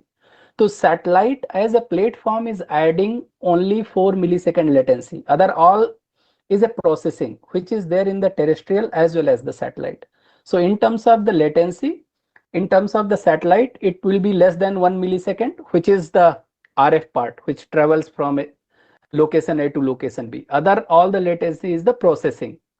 So the satellite will going to add, LEO satellite is going to add 4 to 8 millisecond latency, which based on our understanding is not a problem, because other processing either in terrestrial or satellite is same. So specifically where we are going to ultra low latency applications, and for what reason we are moving from 5G beyond to 6G? I mean, data rate and latency are the things. So even this 4 to 6 milliseconds of latency, because we are targeting 1 millisecond latency air to device to air to device latency of 1 millisecond in the 6G. So will be there in. Yeah, so I think a lot of discussions at 3GPP is happening at the NTN, and that's the reason there are a few operator who is planning to have the Geno B directly on the satellite to further reduce the latency, which will become again in place of 6 to 8 seconds, it may become 2 to 3 millisecond. But of course, as on today, this problem is not seen for 4G, 5G. But going forward, if there are applications which really need a ultra low latency less than 1 millisecond, probably need to be looked into that, what technology or what to be implemented to still make it useful. Thank you, sir. Thank you, sir. Yeah. Thank you. Thank you very much, sir. Can we have the last question from Director Technology, Hyderabad? So please unmute yourself and ask your question. Am I audible, sir? Yes, sir, please. Sir, very general type of question. Is there any particular technology type of the SATCOM communication or any particular SATCOM hardware, software where India has currently achieved any form of advantage or is leading in the market? Okay, so in terms of India, where it is in terms of the satellite, I think a lot of analysis or technology improvement has been done. Probably my colleague Chandra Prakash and other from ISRO may further update it. But what I see is, for example, if you see the higher frequency band like Q and V band, that are very rarely used currently by many, but India has been already built and launched a satellite a few years back to have a technology demonstration testing. So that is one area where QV band, which is going to be leveraged going forward, is already proven. Second is, I think optical based system also was used in one satellite payload. So these are the few things which India has probably achieved or has been evaluated a few years back, which now are being discussed or implemented by other. Considering the software defined payload and all, already this is being used even in India in few satellites. So I think these are the few things which India has already done, and those are now being discussed and being implemented. Once again, thank you very much, sir, for patiently addressing the queries and providing valuable clarifications. Since we are running late, we would like to move forward for the next session. Thank The you next so much. session is Thanks, on, everyone. Sir. The next session is on synergetic SATCOM and SATNAV technology and applications by Dr. Chandra Prakash from ISRO. It's an honor for me to introduce his speaker, sir. Dr. Chandra Prakash is Scientist G at Space Application Center, ISRO, where he leads satellite communication technology and NAVCOM applications development initiatives. With over 25 years of distinguished service, he has made pioneering contributions towards communication technology development, and national NAVCOM projects, including the Vessel Communication Support System for Maritime Domain, Real-Time Train Information System for Indian Railways, NAVIC-based aircraft tracking system, and indigenous VSAT-based systems. A PhD in wireless communication, Dr. Prakash is the recipient of the Nina Saxena Excellence in Technology Award 2025 and ISRO Young Scientist Merit Award, ASI Team Excellence Award, ISRO Team Excellence Award. We are honored to have Dr. Chandra for his insights on the session. May I request you, sir, to kindly begin your presentation. Thank you, and over to you, sir. Thank you, Ravi. Thank you for this opportunity. And let me begin by thanking Prafulla for setting up this context for this presentation. He has covered almost all the fundamental concepts of satellite communication and set the context very rightly. So while he was answering all the questions, I was utilizing that time to mask some of my slides because I want to avoid duplication. Still, if there is something, I will try to cover up. So let me begin by saying that when Ravi approached me that one of the objectives of this is the webinar is to provide guidance on career opportunities or emerging skill requirement in this field. I think I will be focusing more on now complementary things, that what are the efforts which has been put in within the country in order to achieve self-reliance in terms of the technology in this satellite communication and satellite navigation domain. Besides that, I will also like to highlight some of the technological aspects where the preliminary work has happened and where the new entrepreneurs or new engineering students or the faculty or the people can contribute. So what is most important, before I begin saying that, I urge all these new engineers that there is a very important thing which you must keep it in mind before you start a journey of entrepreneurship, that a system engineering view is very important whenever you take up a space, applications and entrepreneurship, because end-to-end thinking is very critical. So whenever you start on working on either a space segment or what you call it is the ground segment or user segment, upstream, downstream, midstream technologies, please have a end-to-end thinking. That is critical. System engineering aspects actually reduces your technology and schedule risk. Also, it optimizes your efforts. So please be aware. So you must have an end-to-end view of all the aspects. So just this slide, I have put it as a complimentary. I have not removed it because I just wanted to tell you that the satellite communication systems per se, or for navigation systems as well, encompasses three segments. One is the space segment, ground segment and communication user segment, which already Prafulla said. The right side, if you see that right now the space segment is being built by either NSIL, ISRO, or now the private entities have started up. So you can also take up the job. The ground segment, again, the same part. If you talk about the frequency coordination and regulatory approval, Department of Telecommunication, who is the organizing this webinar, they through WPC, SACFA and NOCC will help you. And any regarding to any orbital location uses, launch approval, authorization, frequency coordination. So as per the new space policy, our Indian National Space Promotion Authorization Board, which is in Ahmedabad, they will take care of it. So this is just to put the context in the beginning that these are the agencies who are going to help you in the process of your development.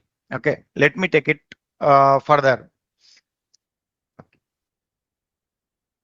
As I think has been mentioned by Prafulla, that this business of the global space economy, if you see, it is an old slide, of course, taken from one of the Euroconsult paper.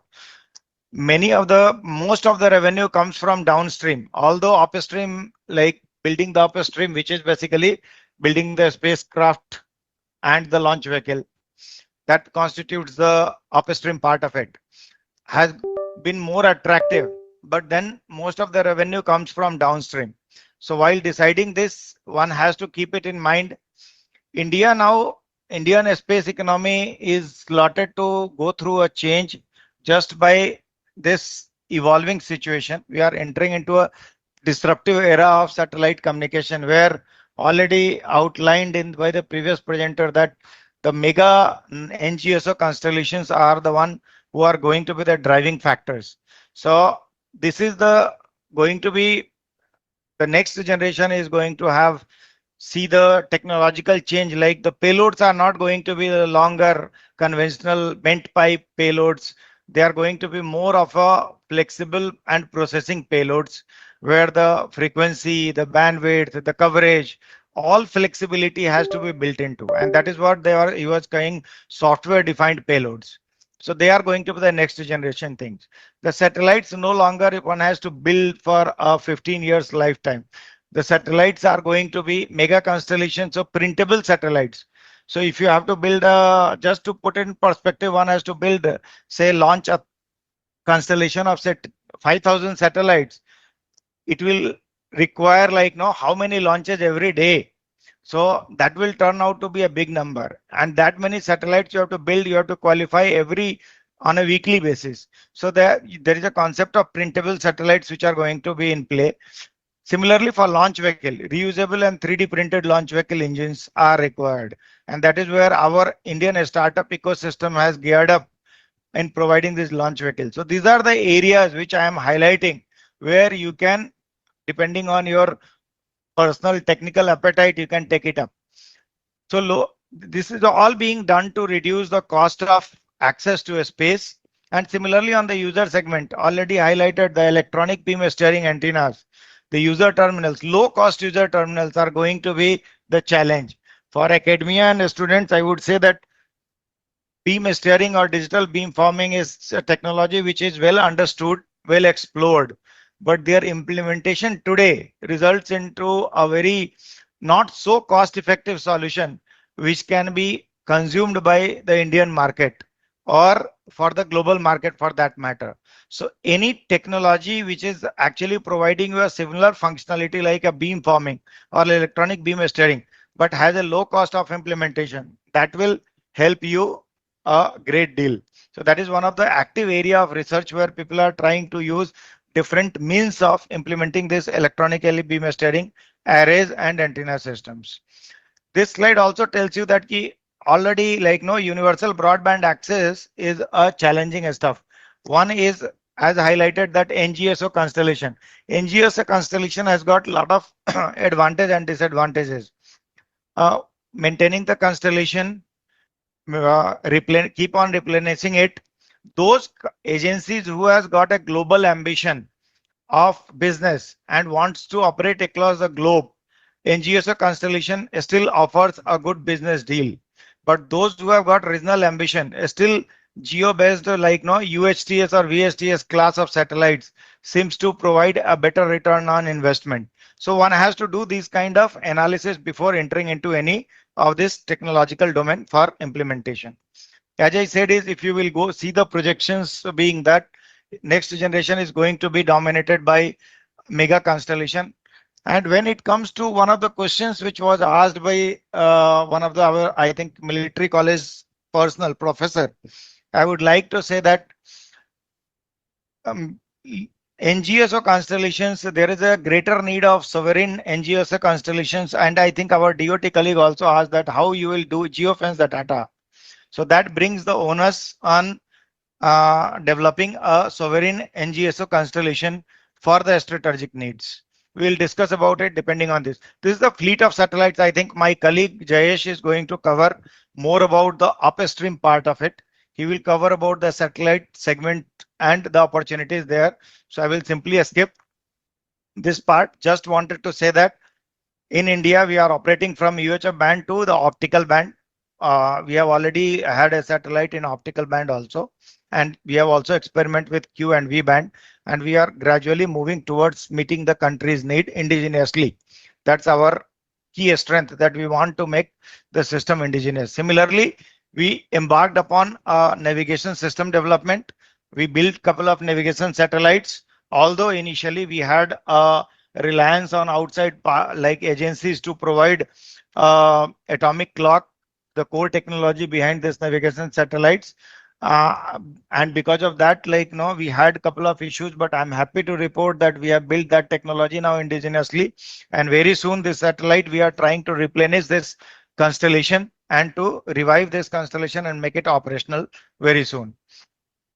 These are some of the requirements already covered by Prafulla in detail, but just wanted to say that this is how the applications are driving the requirement and then the architecture part of it. And this architecture actually leads to the technical and technological limitations. As you say that, like, no, hybrid constellations or a LEO constellation. So how LEO and GEO will, LEO or terrestrial will sit together, how the interference will be mitigated. So everything is being governed by the architecture which we select. And these architectures are depending on the requirement, and the requirements are driven from applications. So I would say, from a system engineering perspective, application is the one which drives the need of the system architecture and the how the system architecture should be. So there is a commercial need, then it is looked at differently. When it is a strategic need, it is looked at differently. This is just to some of the areas which are already discussed, so I'll utilize my time on discussing more about applications. SDR also, I think Prafulla has discussed. The basic idea behind this is the satellites should be able to, we should be able to provide flexibility coverage, like in the flexibility in the coverage. We should be able to provide more throughput at a given location if required, and we should be able to reroute the data as per the on the fly as per the requirements. So this is more of providing flexibility on board and on the ground. On-board flexibility has to be exercised in conjunction with the ground, and that is going to be application department dependent. So we'll try to discuss some of the aspects in subsequent slide. Okay, this is also, I think, Prafulla had touched upon, so I'll skip this part. This also, let me skip at the moment. One thing just wanted to tell you that AI and ML, this also he has discussed. So just to put it that AI and ML, according to me, it's a tool which could be put in use everywhere. It's AI and ML, it is just a way that you make your machines learn and think the way human thinks. So wherever the decision making is driven by the data and you have ample data available, you can utilize this algorithms to solve that problem.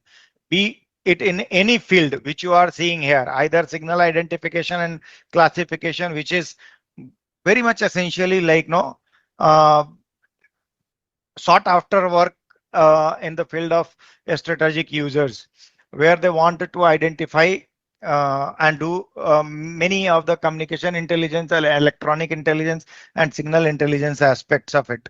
They want to derive from the signal. Interference detection, mitigation, channel identification, everywhere you can utilize this. So let me quickly, this part I have not removed, I have kept it, just wanted to give you a glimpse. Complementary, the satellite navigation part, SatNav systems actually. There is a global navigation satellite systems, GNSS. I think this is an older slide. So BeiDou, which we are seeing here, will move into the global navigation satellite system. So GPS, GLONASS, Galileo, BeiDou and COMPAS, they are all global systems. So anywhere on the earth, you will be able to utilize their satellites to determine your position, velocity and time. And there is a regional navigation satellite system where NAVIC falls into. And NAVIC provides service in the area of India and 1500 kilometer in around area. Now we are trying to extend that also. QZSS by Japan is another system. And along with this GNSS and RNSS, there is a S-bus systems. So wherever you are utilizing a system, GNSS system, you would like to augment that. And this is a satellite-based, space-based augmentation systems. Why this is required is, in order to ensure the integrity of the data which you are going to utilize to determine your position. So whether they have not been jammed or spoofed, to make sure that integrity and to provide better positioning, better accuracy. So that is where it is essential. And this is precisely in India. We yesterday started with Gagan, which is a SBAS system for GPS, and now we are trying to gradually we have started working upon DFMC Gagan SBAS systems, basically DFMC SBAS, which will be a future of navigation systems. We'll discuss about it. In India, L5 and S-band was initially allocated, and we had planned a GEO and GSO constellation of 7 satellites, along with the ground segment where already the timing receivers, ranging receivers, and IRIMS were there placed there to control the space segment of these 7 satellites, so that the precise positioning could be done. This was operationalized initially, or it was actually experimental phase.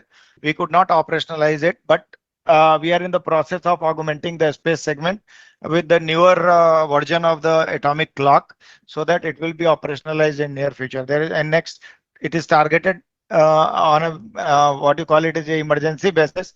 Maybe in next 2 years, this constellation will again be revived and will be declared operational. So these are some of the receivers which we developed along this. This is a Genesis. So we started with a FPGA based receiver, and now we have got a ASIC based receiver, which is a very miniaturized size in 12 mm by 12 mm. This navigation receivers is also supported by most of the chip manufacturers.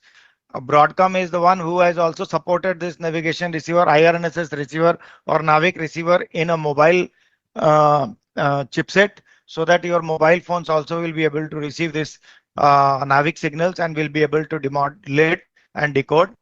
Telit is another one, Skytrack is another thing. So there are many, more than 12 different manufacturers are there who are supporting Navig in their solution. Now, as a ISRO, we also have gone and developed in a 28 nanometer 100 channel Navig receiver, which is already realized, very low power solution, which can be utilized when in the user segment when the Navig becomes operational. So anybody who has got more interest in knowing about the technology aspect of it, we can discuss it subsequently. As the time is less, I'll move to the next part. We are also supporting anybody who is interested in working upon the navigation receiver development. They will require a navigation simulator or GNSS simulator for that matter, for any constellation. ISRO also has developed its own low-cost navigation simulators, which are available in multiple variant. A tri-band Navig SPS simulator and multi-band GNSS, multi-GNSS simulators are also available, which is a low-cost solution, which is available for academia and all other industry participants on a request basis to support their development. And for receiver development, all the ICDs are already operational and published, well published, so you can look into it. We are also way forward in the Navig is we are also going to introduce the L1 band, which has already been coordinated. One of the satellite has already gone with L1 band, and the best part is after the L1 band is being introduced, we will be able to support a very cost-effective user segment solution also, because that is something which is the chipsets are already realized and available in the market. This is also going to improve the timing solutions which are offered being that. And then we are also introducing a messaging service in our Navig systems, which will be a custom messaging service. So you will be able to not only receive the position, velocity and time, you should also be able to send a small message through the same Navig satellite segment. So which will be a complementary segment which will be introduced for strategic users. These are some of the technology domains which are upcoming and already being explored. This I have kept it for the sake of information and people to contribute. The next generation can contribute.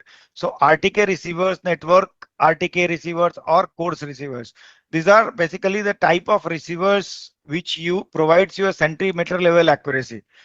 There is something called a carrier phase measurement. In place of core phase measurement, they use carrier phase measurement, and there is a concept of base and rover. which is being utilized for all geo surveying, like no applications, wherever you want to do surveying. So there is a base station which is actually at a well surveyed location. They are stationed. They get the navigation signal, calculate their position, and since their position is a priori known, they calculate the difference between their positions, and that gets attributed to different factors who are contributing to that error, and correspondingly that correction parameters are being generated and which are relayed through a terrestrial communication link to all the rover receivers, and those rover receivers apply those corrections on the signal received from the space and able to provide you a centimeter level accuracy. And these are extensively being used in surveying applications, precision farming. Wherever you want to utilize, you can utilize it. In this case, the limitation is the baseline. Baseline is the distance basically between the rover and the base station, surveyed base stations which you keep it. So they are of the order of 50 kilometers, 20 kilometers, people have realized. However, a complementary segment of that is the precise point positioning, where the in this segment actually the baseline is basically it's a global system. So it can be done across the globe. In that, there are people have set up a different multiple receive stations or reference stations who actually process the data and provide the precise ephemeris repository to you. So any precise orbital accuracy and timing information are being provided through this ancillary means, and that helps you to determine your precise positioning of centimeter level of the order of 4 centimeters or 1 to 10 centimeters. That kind of accuracy you will be able to achieve anywhere in the globe. So these are two of the technologies which are highly sought after technology by a strategic user, a special user, and in different maritime sector also. So one can explore this and implement these technology solutions. This is providing a good opportunity for entrepreneurs to contribute here. Then comes the DFMC SBUS. As I said, is we are trying to work on a system. We are working it for railways also, where in the Kavach they have right now, I'm not too sure, you must have read through papers that there is a TCAS system, train collision avoidance system, which is named Kavach, which has been utilized, which actually supports in-cab signaling. That system, right now the present cost of the system implementation is too high, because for positioning they are determined on belays which are being mounted on the railway track at regular intervals. That a complementary segment, satellite based navigation, if it's able to provide a centimeter level of accuracy or sub-meter level accuracy, using that with integrity built into the system, the cost of implementation of Kavach will reduce drastically. And that's why we are started working on dual frequency multi-constellation SBUS systems, which will be the enabling factor for this. So that is something work in progress. As I already told you that we have introduced a custom messaging service in our navigation systems. Already there is a field which is being utilized to send a special message, and now we are also adding a messaging payload also as a transponder. Also a separate band is being explored to be put in all navigation satellites to be processed for this, so to provide the messaging service in this satellite. Navig message authentication methods, there is a greater need that these satellite signals are widely spoofed. Of late you might have heard that in some of our Delhi region only, couple of weeks back or months back, there was a time when 1 or 2 days all the navigation or aviation industry has faced this problem that the navigation position solutions were spoofed. Such events has happened in the past, and in all the present geopolitical scenario, this is something which is very critical. So there are ways to deal with it. One way is the countries are trying to build their own navigation systems, like India is doing, building Navig of its own. Besides that, for public surveys, there is a Navig message authentication, which is a technology which has been built into. What happens is all the messaging Navig message signals which we transmit from onboard, we add a small, what you call it is the code along with the message. And that code on the ground, when a receiver receives it, through a known algorithm, it calculates its code and then matches both the codes and try to find out whether the signal actually has originated from the satellite or not, or whether there is a intermediate, some spoofer is there who is trying to send the signal. So that's how this message authentication, Galileo has already used it, and we have also done the technology development and proof of concept is already done. Now we are going to implement it. So it will provide an additional layer which will help us ensure that the integrities are levels are better in terms of when we are using our PVT solutions in our applications. A space service volume is something which is like now our orbit determination of the spacecrafts, like now that also we are trying to utilize. We have developed a space service volume receivers which actually receives the navigation satellite signals which are being radiated through the side lobes of the main beam antennas. Navigation transmitters are on board satellites. Signals will be received by a spacecraft in orbit. They will be like highly sensitive receivers who will be able to receive the very feeble signals from the navigation constellations. Like for that matter, just to elaborate, that GPS is in NEO orbit, and you have a spacecraft in geo orbit. So because the satellites and GPS, which they will be only looking towards Earth. If I am trying to receive that signal from a geo orbit, the amount of signal which I will receive will be only through the side bands. So those signal will be very feeble. So this is SSV receivers are basically a very sensitive receivers, which actually gets those signals from multiple GNSS constellation and try to do a orbit determination very precisely. So this is also one of the very advanced things which people are looking for. Now people are also exploring on inter-satellite link among the navigation satellites. So what will happen is this will eliminate the need of larger number of ground stations. We don't require a larger number of ground stations. It will also reduce burden of having clock on board. So that time transfer between one satellite to another. One satellite has got an atomic clock and another satellite is there where the clock has failed. So transfer to be utilized through this ISL. So that is another unique way we are exploring to bring in resilience into the system and to maintain the navigation system with a lower number of ground stations. And then last but not least, this ubiquitous positioning. Nowadays, the world is moving towards ASP and all source positioning and navigation. So not only depend on the GNSS satellite signals only. The system can have also IAV sensor within built into itself, utilizing the LIDAR information or even the signal of opportunity which originates from our Bluetooth, Wi-Fi and the terrestrial operators. So putting all together, you can have a receiver which will provide you solution all the time and in a more integrated way or more resilient way. The long-term goals in the navigation sector is lunar PNT is one of the things which people have started working. ESA, JAXA and NASA, they are trying to build something called LunaNet, where they are launching satellites in ELFO, they call it, elliptical lunar frozen orbit. So there is an orbit around the moon, which is frozen. Actually, it's a highly elliptical orbit, but most stable orbit for this satellite, which they have selected. And each of these countries are going to launch their own satellites. However, these satellites are going to follow a signal structure, which is going to be interoperable. India is also trying to contribute towards this. And we are, besides that, we are also trying to build our own pseudolite, trying to place it on lunar surface. So this is something which is the future. If somebody would like to contribute in this domain, they are more than welcome to discuss. And this is the area of active research where a lot of contributions are going on. Another navigation way of handling this navigation is navigation using a LEO constellation. So like now, as we discussed, there is a lot of LEO broadband satellite systems are coming up. Suppose in each of these systems we place one beacon kind of signal or one signaling carrier which also carries a navigation signal format.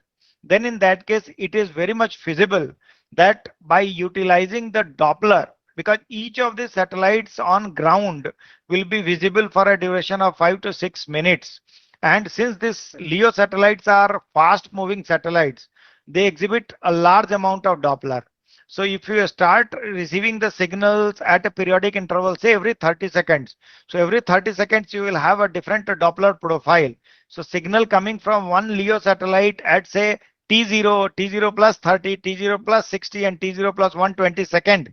All these four can itself provide you four signals or four different references and with a good amount of GDOP, geometric dilution of precision. So utilizing the Doppler separation, you can convert this solution into deriving a position solution, which could be as accurate as 30 to 50 meters or maybe 50 to 100 meters, depending on this. So the best part is this will also eliminate the need of having a atomic clock on board. So they can be even realized without atomic clock. So such potential exists. So that is an active area. One of the company from USA is Exona, who has already launched 1 or 2 satellites with the name of Pulsar. For those who are interested, can look into those details or get back to us. We can discuss it separately. Similarly, there is a underwater navigation. So you can deploy a lot of buoy in the oceanic region, and these buoys will be having a special kind of receivers which will receive their position. They are determined and they are moved buoys. So their precise position is known, and they will retransmit those signals to the within the water, which could be utilized by any the remotely operated vehicle underwater, basically autonomous underwater vehicle AUVs, and they can determine their position inside that, which could be utilized to provide them guidance underwater. These are all of a strategic importance. So similarly, pseudolite, I think this is a concept where the satellites are replaced by a terrestrial or basically a fixed transmitters. So there is a concept which we have worked for in our RLB missions, where we have to help the landing of these reusable launch vehicles. We utilize this, or in fact for airport, the aviations, like wherever the angle of approach is very high and the satellite navigation signals are not available, they are being assisted by some of the transmitters who mimic themselves as satellites. They are called pseudolites. So this similarly, we are trying to, whoever is going for a lunar mission, we are trying to coordinate with them to have a pseudolite into their lander, so that it starts acting, mimicking as a navigation satellite on lunar surface, so that a position information could be, PNT solution could be derived using a special receiver using this pseudolite framework. So this is something, these are, as this Doppler based solution anyhow we discussed. I'll skip this part. And as I said, there are many other active areas of research where people are working. Resilient PNT solution we discussed that we can utilize for weather monitoring, radio occultation. So what happens is when the GNSS, if you see on the right hand side, the GNSS satellite, when transmits that signal from the upper layer of the atmosphere, they are getting refracted. And that signal, if you put on a LEO satellite, you put a navigation receiver, you are able to calculate that the bending angle of those signals which are being received on through GNSS satellite, and that in turn, that bending angle by the method of physics, they convert actually calculating the refractive index of that particular medium, and which in turn is related to the temperature, pressure and humidity profile of it. So that's what we call it, the radio occultation, which actually helps us understand about the temperature and humidity vertical profile of that. And for that is one of the very good applications of the GNSS signals which are being utilized. Similarly, GNSS signals are being utilized to generate so many space weather related information. One of the thing is the total electron count.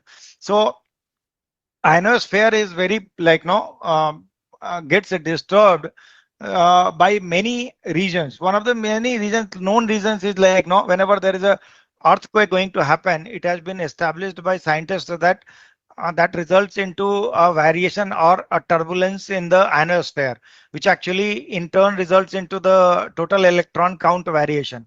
So by using this GNSS signal, you can do the TEC determination, and which in turn can be utilized to study the signature, which can be related to the prediction of the earthquake or tectonic shifts. So there are many science applications which are built into it. So navigation, besides navigation, these are some of the applications where you can Now coming back to the some of the operational systems, which is of my interest, I wanted to appraise you. That one is the satellite-based automatic identification systems. This is a pretext actually. I just wanted to give a pretext to you before I move into this. Maritime domain awareness. India is surrounded by water from three sides. A very large oceanic region is there, and there is a lot of security challenges. So what is going to happen is all of us know that we were attacked by from a sea route in case of Mumbai attacks. So there were people who entered into our water through that. So there is a great notion that how we can make our oceanic region more secure. So there is you want to identify who are our own ships and who are not our own ships, who are our not there are ships and boats and many oceanic region. There are many objects which are there. So to identify the dark targets are those targets who are not cooperative and who are not our own systems, so that their movement can be monitored. And our oceanic region is one is the very vast, and another is the number of objects is around 4 lakhs objects at any point of time are there. So it is very difficult to do it by any way. So what we do, how we do. So the maritime domain awareness is a subject where what we try to do is we try to assume that we have a satellite, we take a satellite image and do an object identification and figure out that which are the objects which are present in maritime domain. It could be based on a good resolution SAR satellite, synthetic aperture radar satellite, or optical satellite like of the Resourcesat kind of satellite. You can determine an object of the size of even 20 meters and more. Now we know that these are the objects present. Now if suppose we have a radio beacon installed on all these ships and they are continuously transmitting their position, then we are able to associate that these are the positions of our own vessels, because each of these vessels transmit their own position and latitude, longitude periodically. So that position data gets fused over this. Whichever targets objects which are in maritime domain and not transmitting the radio beacons, they are considered as dark targets, and that's how we reduce our search space, monitor only those dark vessels, and do the improve our security in oceanic region. So now with that pretext, there is a need that each of the objects in oceanic region must be fitted with some kind of radio beacons. So IMO, International Maritime Organization, has mandated certain systems. One of the system called automatic identification systems, which is mandated for all ships which has got a more than 300 gross ton.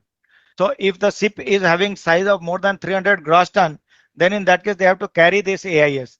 It is basically a line of sight communication systems which works on self-organized TDMA. So they are basically within a 20 nautical mile, they form a self-organized TDMA cells. And with respect to one master station in that 20 nautical mile region, everybody else time synchronize and start transmitting their position and identity. Each ship has got a unique MMSI, so they transmit their own identity along with the latitude longitude information to the central location. So this was line of sight. There was a need to detect this signal from a space, and it is possible to do it using a LEO satellite. So India is building a space-based automatic identification systems. Now the problem is when we go to a space at 200 kilometer, you will find many such SOTDMA cells are there within the field of view of satellite, and that makes the life difficult for the space-based AIS systems, because in each of these self-organized TDMA cells at a given point of time, at a given time slot, at the same frequency, people will be transmitting. So if suppose there are 100 SOTDMA cells available in the satellite footprint, there is a possibility that in each of the cell there is a one transmission at one same frequency at a given time. So then these waveforms will collide at the satellite. So satellite always have to have a built-in receiver which does the collision mitigation. And how it is being done, as I said, because all these SOTDMA cells will have different range, because their distance from the satellite keeps changing and satellite itself is moving. So that Doppler and the range actually, which is resulting into a different S by I ratio, is being utilized to do the collision mitigation and identification of ships. So you have that system. Now for those ships which have got less than 20 meters of size or 24 meter of size, we have developed our own systems. We call it a vessel communication support system, where we have made a satellite transponder which reports its position every 15 minutes. And all these two informations we utilize and fuse it to generate the maritime domain awareness. I will touch upon the MSS network for coastal monitoring in subsequent slide. Another application, I think one of the question which was asked by one of our participant is that interoperability is not ensured. All these VSAT networks are being used a proprietary solution. That's the very correct thing which is happening. But the proprietary solution has got two problems. One is that they are prohibitive in nature when you want to do a network expansion or customization, because second is interoperability is not supported, so you get bounded to one of the suppliers. And third important aspect is that makes your communication security vulnerable. So since you are buying it from one fellow who is selling it to multiple people other than you, he can sell that modem to anybody else, and that your know-how gets shared and your data also gets shared. Now question comes is, then somebody will come and say that, okay, how it is like, my data is going to get shared. I am using a set of encryption box. Now let me explain it here, that encryption boxes are good for at the data level security for audio, video and text. But what happens in this VSAT network, there is a certain amount of signaling is required before your actual communication between the end gadget starts. So during network admission and network control, all these proprietary VSAT technologies, they reveal the position of their assets. So their position of the asset gets compromised. So that's essentially a drawback in using these solutions. Keeping that in mind, we at ISRO have initiated the indigenous development of it, and we are happy to say that we have developed a system which has got an enhanced communication security, and it can in future, we are planning to make it as a standard for this country so that interoperability could also be supported. There is a lot of network performance optimization and has gone into it, which is a subject matter of interest. Whoever are interested, we will discuss it because it's a little more technical, and with the paucity of time, I will move to the next part of it. But before I get into that, I just wanted to say that whenever there is a strategic applications are there, the reliability of the system, the availability and security, this becomes paramount.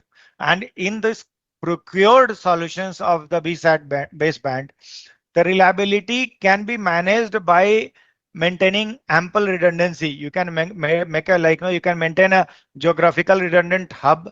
You can have one hub in northern part of the country, another is in the southern part of the country. You can have subsystem level redundancy. You can do the database duplication management. You can have active configuration, active passive configuration, active standby configuration. All those things are there to improve this part. So reliability can be addressed by these means. Availability, as already Prafulla also touched upon it, we utilized something called ACM, adaptive coding and modulation, which is basically at a waveform level. There are different set of, I think in the DBBS2 there were 16 levels, S2X there are 22 different mod codes are prescribed, which actually provides you a close to 6 dB kind of link degradation. You can cater using this ACM. Then there is a uplink power control, automatic uplink power control.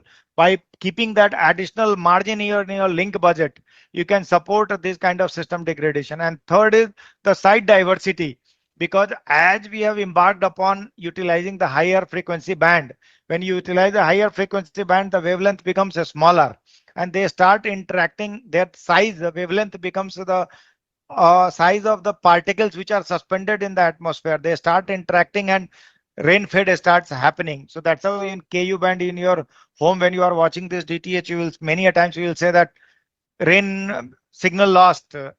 Please look at the weather outside, cloudy weather. All this because of that rain fade. So to cater to that, there is a physics behind it, that there is every 10 kilometers away, the size of the type of the rains are different. So the rain cell size, they call it. So it changes the pattern of rain and rain size, rain droplet size changes every 10 kilometers. So we try to maintain two sites, two earth stations separated by more than 20 kilometers or even 100 kilometers. And once if it starts raining at place 1 or ground station 1, we start receiving signal from ground station 2, which will definitely have a lesser rain fade, and then provide the improve the availability part of it. So these are some of the mechanism, and to provide this, the baseband is always kept because this is a time division multiple access, and as you go on providing the broadband connectivity at 150 and 100 megabits per second or even 200 megabits per second, the slot synchronization, the slot time or bit time becomes so narrow that you cannot afford to kind of maintaining the slot boundary becomes challenging. And in such cases, you utilized baseband only at one place. You do not want there is a break in the communication before you make communication with the new ground station. So to avoid that, generally there is a mechanism called make before break, that kind of mechanism. So we utilize, they call it a different kind of waveform division multiplexing techniques to connect these two ground stations at RF as well as at a digital level, so that the connectivity could be maintained. To improve security, there are various mechanisms. These are more technical in nature. I just wanted to bring in two parts to notice two differentiations, which I already did it in the previous but I will be more explicit. One is the communication security. So when the communication is established, and then utilizing an encryption tool, an encryption box, or taking care of the physical security, tampering and all part, that all falls under the communication security. But there is something called transmission security. So suppose you are transmitting a signal, all of you must be aware that couple of months back, a Chinese vessel came and parked on Sri Lankan waters. And at that time, there was a lot of what happened is that vessels was carrying out multiple bigger ground stations, satellite ground stations. And what they were doing it, they were just listening to the network, and just by autonomously demodulating your analog signals, they were able to derive the precise positions of your assets. So all this, our networks were more vulnerable because of two reasons. One is that transmission securities were not up to date, because being a commercial off the shelf solution. So to handle that and to improve that, there are many ways to do it. I have listed many of them. I will not dwell upon them, but I just wanted to say that this is a very involved area of research which each one of you, whoever wants to contribute and to discuss, we are free to discuss. Proprietary waveform development is one of the things which is very active and people are doing it. We'll discuss it sometime. So having said this, what is this signal monitoring and analysis system? So to derive any communication intelligence autonomously, without, you are not the owner of the signal, but you can always receive that signal. So this is which is a need of the hour by our intelligence agencies. They want to monitor the signals which are being coming from all the space segments, which are being downlinked even in our country. So this is the architecture which we have evolved. What is the core of it is, can we have a system which autonomously detects that if a signal is being transmitted, say in KU band from 14 to 14.5 gigahertz, okay, what is the symbol rate at which it is transmitting? What is the modulation it is using? What is the coding it is using? What is the scrambling technique it is using? What is the FEC being utilized? And can we utilize that and learn from the signal, derive this information, demodulate that, and get the communication intelligence out of it? So we have also started working onto this. those who have interest, they can approach. And here also, just before I move to next, I wanted to highlight two things. There is a way to do it by using signal processing technique, and there is a way AI/ML extensively can be utilized here, and this is one of the very active area of research we can contribute. Some of these synergetic NavCom applications in India, we developed a transceiver which actually has mounted on more than 10,000 railway locomotives today, and we call it real-time train tracking information systems. So that transceiver actually every 30 seconds the train positions is being transmitted through satellite. It's actually a hybrid system which has got a satellite modem as well as two GPRS modem or LTE modems are built into the system. So parallelly they transmit the signal. So whenever there is a signal outage, suppose at the railway station, if it is parked, the loco is parked inside a shaded platform, then that time the LTE signals are the one who are providing us the position information, and that's how the network availability has been ensured beyond more than 99%. And this position information is being utilized to automate the control office automation, the railway charting in a given segment, which train will go first between two stations, which will go next. There is a chart which is being prepared, which has been automated using this. And now, since this position information is available every 30 seconds, so every 1 kilometer, the railway position, train track positions is available, which helps railway to improve their operational efficiency. We have also done a system and this system is also utilized for dissemination of many weather related alerts also. It was also demonstrated that utilizing this system, we can generate automatic warning at unmanned level crossing. So if a locomotive is approaching unmanned level crossing, 2 kilometers before the unmanned level crossing, a warning is being generated, which results into audio visual alarm at that particular unmanned level crossing. And once the train crosses, that automatic alarm gets shut down.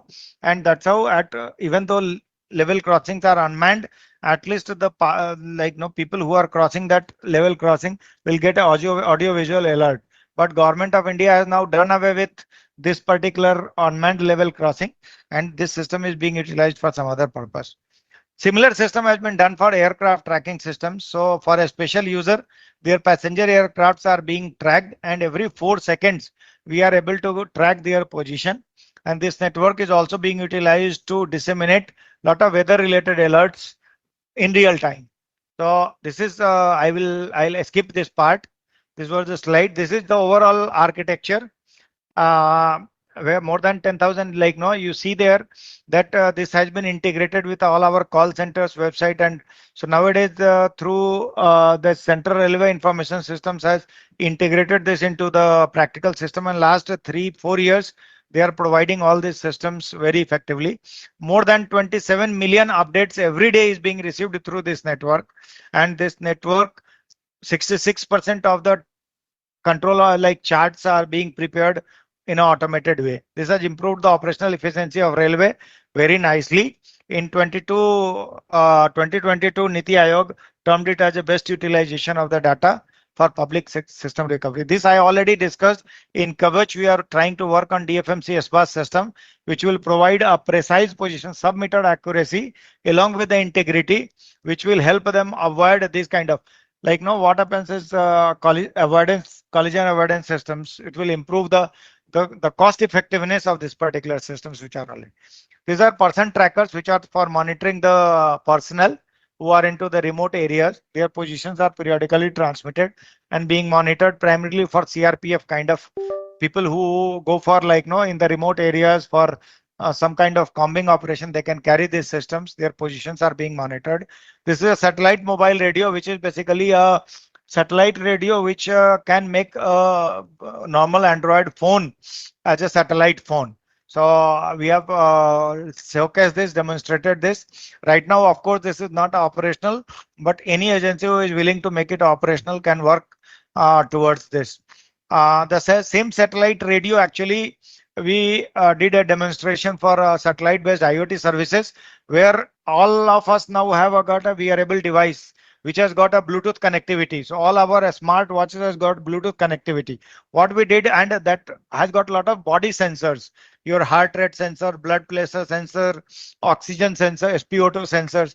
So all those informations are being accessed by an Android application which is ported on that wearable device, and that through Bluetooth keeps on sending that information to the satellite mobile radio being carried by the lead person in a mountaineering group, and that in turn gets to a control station. So by sitting at the control station, you are able to monitor the health parameter of all the group members at the remote location. This concept can be extended for any of the IoT applications. So that has been demonstrated. This, as I already said, that aircraft tracking systems were exercised on northern and eastern border, and their efficacy was established. More than 100 passenger aircraft are now fitted with this. Last but not the least, very quickly, as I already pretext, I told you that National Committee on Maritime Security asked us to do this. So we did a custom development for that, for them, for all sub 24 meter boats, where we fitted. Now, this is we fitted all these sub 24 meter boats. Right now, more than 76,000 boats are units are delivered, and more than 52,000 boats are across 9 estates are fitted with these transmitters. They every 15 minutes they send their position to a control station, and that control station shares that position with the MDA. Besides that, for fishermen, this provides a geofence alert or IMBL alert. So if they are crossing a automatic international maritime boundary, they will get an alert. So a lot of you must have read in newspapers that our fishermen are getting caught by Sri Lankan and Pakistanis. So to avoid such situations, there is a IMBL alert. Since their positions are known in the terminals, there is a geofence which has been created. The moment they come within the 2 nautical miles of that particular international boundary, there is a local alert also generated, and alert from the control station is also being given to the fishermen to return to that. Similarly, they should not reach near any oil rigs or any strategic installation in the maritime domain. So there is a custom geofencing is also supported. This network is also utilized to warn them in case of any impending cyclone or any weather alert. So this has operational systems today. It is operational across 9 states and 4 union territories. These are all the features. 73 monitoring stations across 9 states has been set up, and it's as I said, it's a very good system which is not only assisting the security agencies to do a MDA activity, but it also has improved the social framework for the fisheries sector. It also has got element of what we call it is the supply chain management. The fishermen, the moment they get a catchment, the fish is a raw partner. It cannot be held for many times. So once they get a specific type of fish catchment, say tuna fish, so before they reach to the coast, they inform from there that I have got tuna fish of this quality and this much is the volume of fish, this many kgs of catchment approximately I have got. So by the time they reach the shore station, there is a supplier who is ready to consume that particular supply.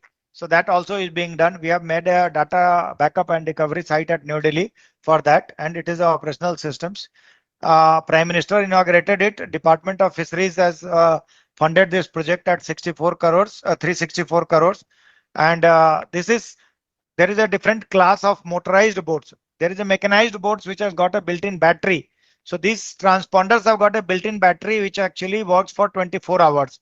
So in case of mechanized boats, there is when the engine starts operating, there is a battery on board which gets charged, and through that battery we have connected to the transponder battery. So they also keep on charging it. But in case of motorized boat, there is they do not have any kind of battery on board. So we have also provided them a battery pack which fishermen can carry at home and recharge. With this battery pack, up to 4 to 5 days of in-sea operations are being supported. We have provided them a Bluetooth app which connects to this transponders in oceanic region and helps fishermen communicate. And these are the different, we also provide them, these are the different features which are supported. So by using this, Inquise is one of the agencies which is mandated and which actually utilize a lot of satellite based sensor data to determine which are the potential fishing zones where they will get what kind of fish catchment at a particular day. So the moment they predict using these models, they predict the potential fishing zone. We disseminate that information using this communication network to fishermen. And from their geolocation, we provide them navigation guidance that you will get catchment there. So they go there and get the catchment. Similarly, already other like no details I told you, they are also able to share, store their position updates where they got the catchment. They can store that route and next day they can go there and do the refishing there. That also. Similarly, boat owners have got multiple boats. They will be able to monitor their boat position and talk to their fishermen using this network. That is also being supported. This is the network management system for estates. Fisheries is a state subject. Each estate has got its own jurisdiction and they decide the rules. So each estate through this centralized web portal, we call it Navimitra network management system. They are able to monitor the each of these navigation systems, each of the boats which are operating in their region, their positions.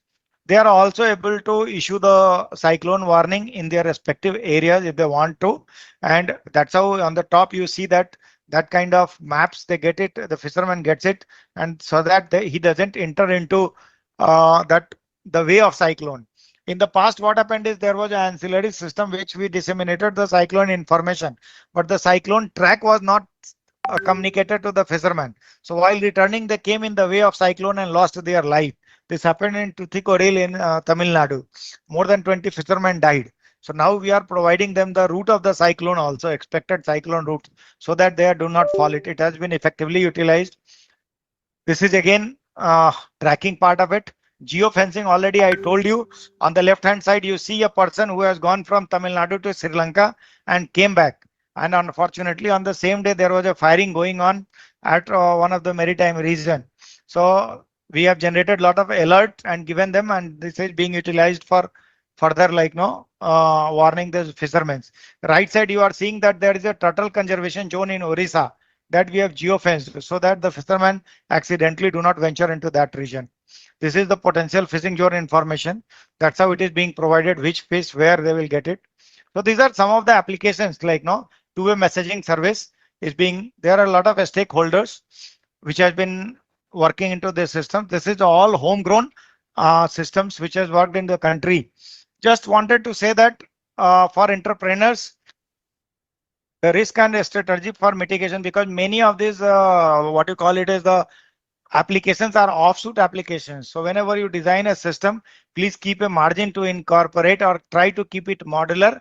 Similarly, this is one of the example I gave to people to understand the business risk, that once the system was deployed, the transponder, after 8 months of deployment, there was a gasket failure which resulted into this. However, this has now been corrected and this has been this. So overall, this project actually, you have to understand the business risk involved into this and the technology risk. This is one of the project which has affected if you see the impact of the project, more than 50 MSMEs has participated, more than 250 crores has gone into industry, and more than 500 human resource which has been utilized or trained or being given a job into this particular part. So this is one of the unique initiative where which is truly symbolizes the Atmanirbhar Bharat, and that's how I would like to say that all the areas of applications which Prafulla told is an active domain where each one of you can contribute, and what I have tried to convey you that where we are contributing and where you can contribute as an entrepreneur or as a technocrat working in this domain.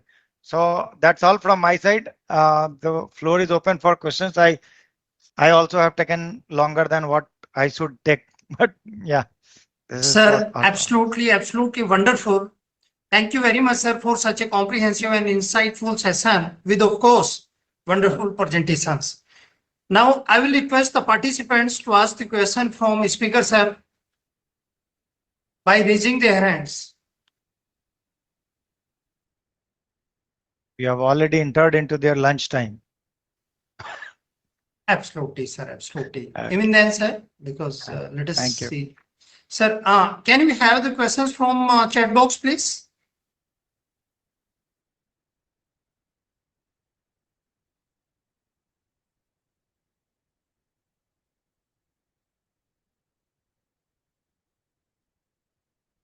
Yeah, I think no questions are there. All right, sir. Thank you. Once again, thank you very much, sir.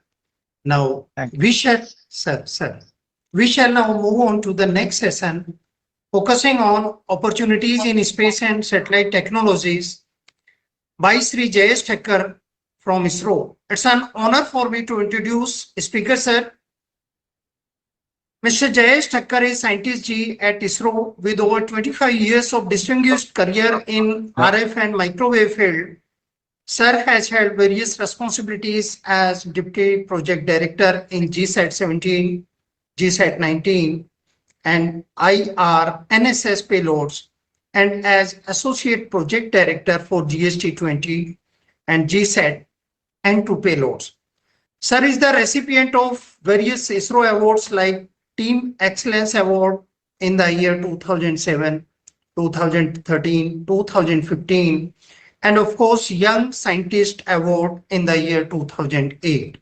We are honored to have Jayesh Thakkar sir for his insights on opportunities in space and satellite technologies. May I request you, sir, to kindly begin your presentation. Thank you, and over to you, sir. Thank you, Mr. Ravi, for the warm introduction. Hope my screen is visible. Sir, At the onset, first and the foremost, as the topic was for opportunities in space and satellite technologies, I would like to brief that my presentations are built on initial few slides will be on what are the satellite technologies and everything, and we will find lot of overlap with the previous presentation from Mr. Prafulla and lot of things from Chandra Prakash. I would like to thank both of them. They have covered majority of aspects. So to the extent possible, I will be skipping those particular slides. Apart from only, I will be discussing the technology element as Mr. Prafulla presented on the system aspects and the overview of the overall system in place, and Dr. Chandra Prakash brief about the ground segments and the applications about it. My presentation will be focused mainly on the satellite part and more towards the payload. Although it is in general to the satellite overall satellite networks, core will be presenting into the communication only, looking at all the communication based presentations. So just at the onset, looking at the satellite services, I think so this has overview has been discussed. It is basically we are looking at the communication satellites in which we have the conventional DTH based, VSAT terminal based, then over the time the high throughput satellites, again the upcoming SDR based satellites and all those things, the LEO communication comes under this domain. We have the navigation vertical wherein we have all this GNSS based applications, the wide area augmentation system as explained by Dr. Chandra Prakash. Apart from this, on the satellite front, we have optical remote sensing, which is specifically to our Cartosat series and whatever this optical imaging applications, and lot of ground applications have been derived from this related to agriculture and fisheries and oceanography. Similarly, there is a microwave remote sensing, which again complements the optical remote sensing, again for remote sensing applications, specifically the SAR and other applications. Apart from this, there is one more vertical which looks into all this interplanetary satellite systems, the Gaganyaan, the quantum, the optical, the AIS and the ADS-B as explained by Dr. Chandra Prakash. They are also under the specialized requirements.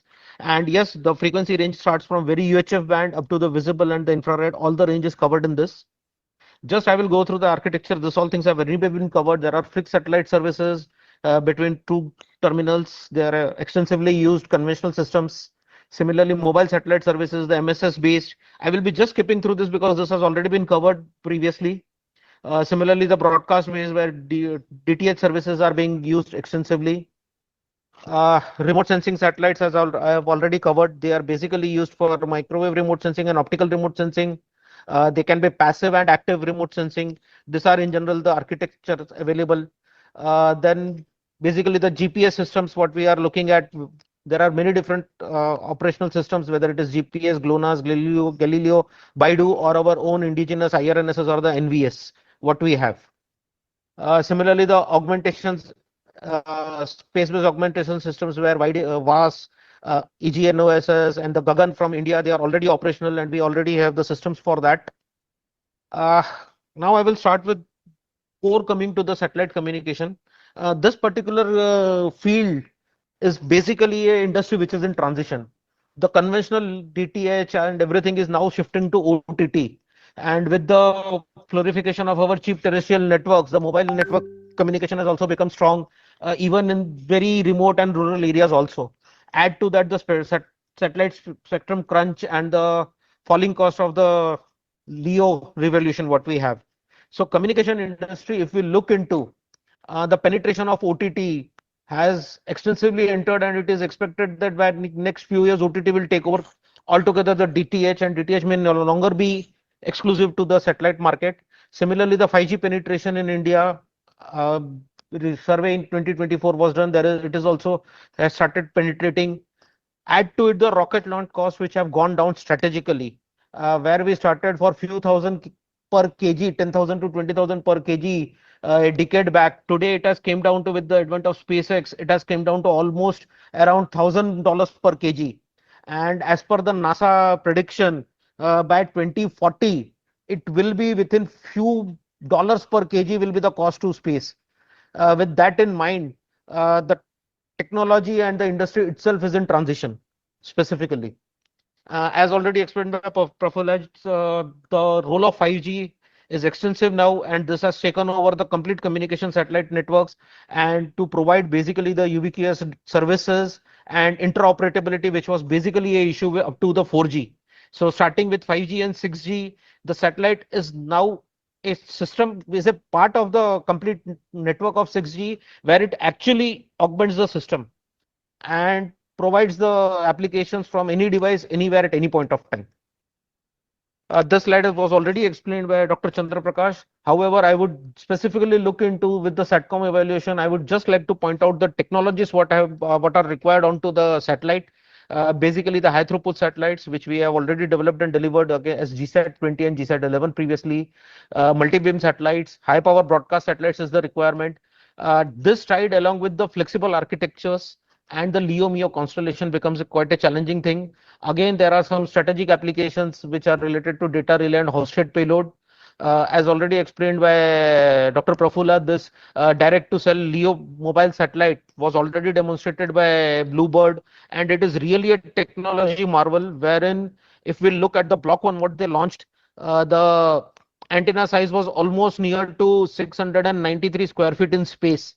And if we go to the Block 2, which they are recently done, it is almost thrice the space, and that is a antenna of 2400 square feet that we are looking at in space, which is deployable. This becomes a very bright object in sky, which is clearly visible from the Earth also, and undoubtedly this is a very upcoming application. So major technology areas from the satellite point of view is basically direct to cell requirements, the shifting from conventional Ku and Ka band to the QV band and the terahertz band, and the optical communication is another thing. The advent of LEO MEO broadband systems, flexible software defined radios, spectrum sharing coexisting with the terrestrial networks are the real challenges. LEO constellation has anyway been discussed a lot. I will be just skipping this slide.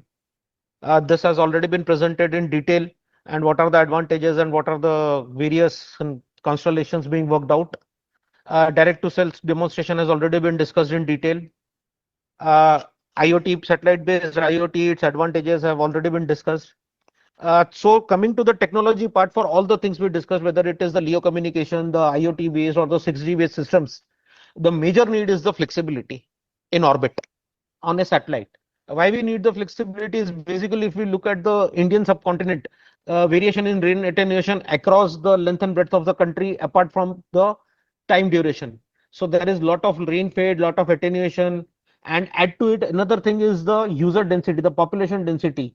So there are pockets within India where there is a lot of population, lot of user demands are there. At the same time, there are majority of areas where there is a very sparse population, and the demand and the connectivity terrestrial network is also not there. So it is a very diverse requirements. So flexibility is actually required. And when I say flexibility, it is in terms of three things. Basically, the resource, how you are giving the flexibility is resource on board. That is the power flexibility, the bandwidth flexibility, and coupled with the payload mass and volume. So the challenge is how we are effectively utilizing the onboard resources with reference to the coverage flexibility, redistribution of power and bandwidth, and how we are accommodating more and more simultaneous users. For this, there are specific technologies like phase arrays, digital beamforming, onboard processing, and again tight coupling with the ground segment also. For all these to be working in tandem, ground segment plays a very important role, and it has to be tied very tightly with the onboard system. So technology per se, flexible coverage, when I say, basically the conventional gimbal antennas where there are phased array antennas, the cluster fed reflectors and the digital beamforming is already demonstrated on many of our systems. Frequency plan tunability and the bandwidth tunability actually requires that onboard systems require tunable filters, agile converters, programmable local oscillators, then filter banks and digital processing, transparent processing. Similarly, on the output section side, we need flexible power. So we need multi-pore amplifiers where different channel power can be combined to a specific particular channel, or we can distribute among different channels. Phased array antenna, flexible tubes, and digital beamforming are the technologies. Software-defined payload was extensively discussed. So this over the transition, starting with a very classical telephone and video relay systems to basically broadcast mobile satellite services in around 1990 and broadband services in the HTS in 2010 and 2020. The requirement has now slowly shifted to the software-defined radios just to show a conventional bent pipe payload, which consists of a transponder from incoming antenna, we down converted, then there are certain filters, we up amplify the output power and just transmit it back. The total configuration of the satellite has changed from this to a digital system where after receiving and low noise amplification, all this conversion and this thing filtering, low power filtering has been done in the digital domain. You digitize the analog signals. You have all sort of flexibilities, like it has been shown, the coverage flexibility from a single satellite. You can give the spot beams over the region of interest, or you can give a complete pan-India coverage, or a combination of two. As it was explicitly mentioned by Dr. Prafulla, that this is the need of the hour where we need a coverage flexibility. But at the same time, as rightly pointed out by Dr. Chandra Prakash, it is purely application per se, where certain strategic users require a predefined coverage pattern. And that is the if that is the requirement, we cater to that, and we always work out, because that gives a best optimum of the system for that particular application.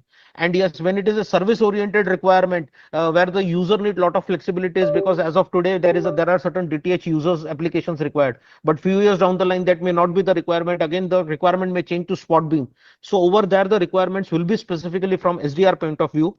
And when I say SDR, it means I have a complete flexibility of the network. I can channelize the complete bandwidth into small chunks. I can reconfigure my bandwidths among the user. I can reconfigure my power among the user, and I can channelize to the requirement, whether I can go from one to all, one to one, one to many, or many to one. All those possibilities are there. So now coming to the basic technology, this was just the brief. Communication satellite technology, this is anyway explained. It basically consists of a ground segment, uplink ground segment, which was explained by Chandra Prakash sir, and then we have a satellite. Coming within the satellite, when I say satellite system, basically it consists of a payload system and a bus system.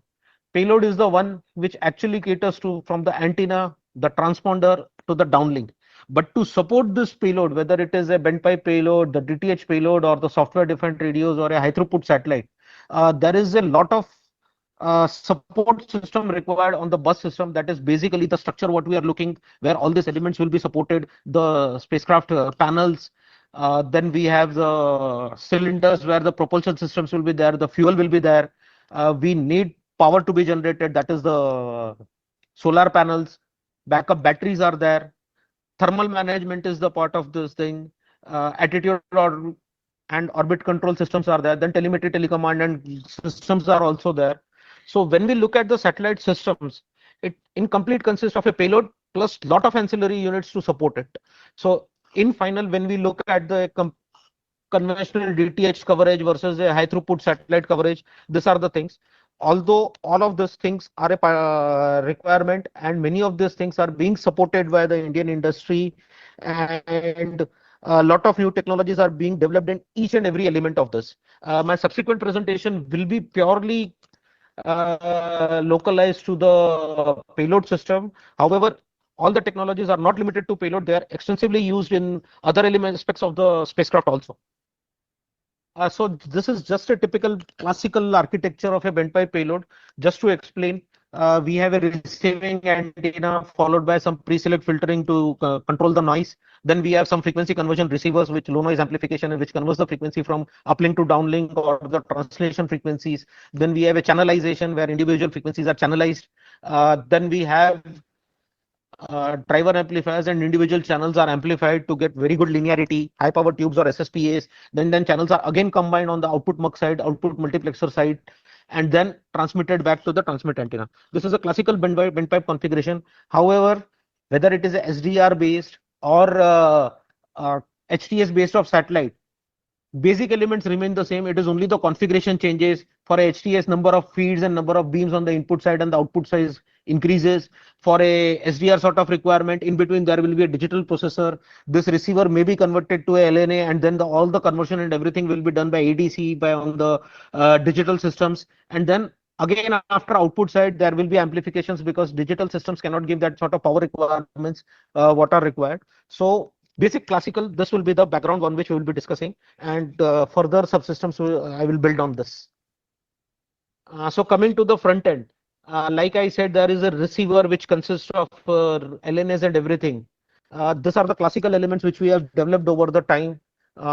Similarly, basically Ka-band and Ka-band systems, Q-band systems. This is the Ka-band low noise amplifier which was developed specifically for one of our high throughput satellite.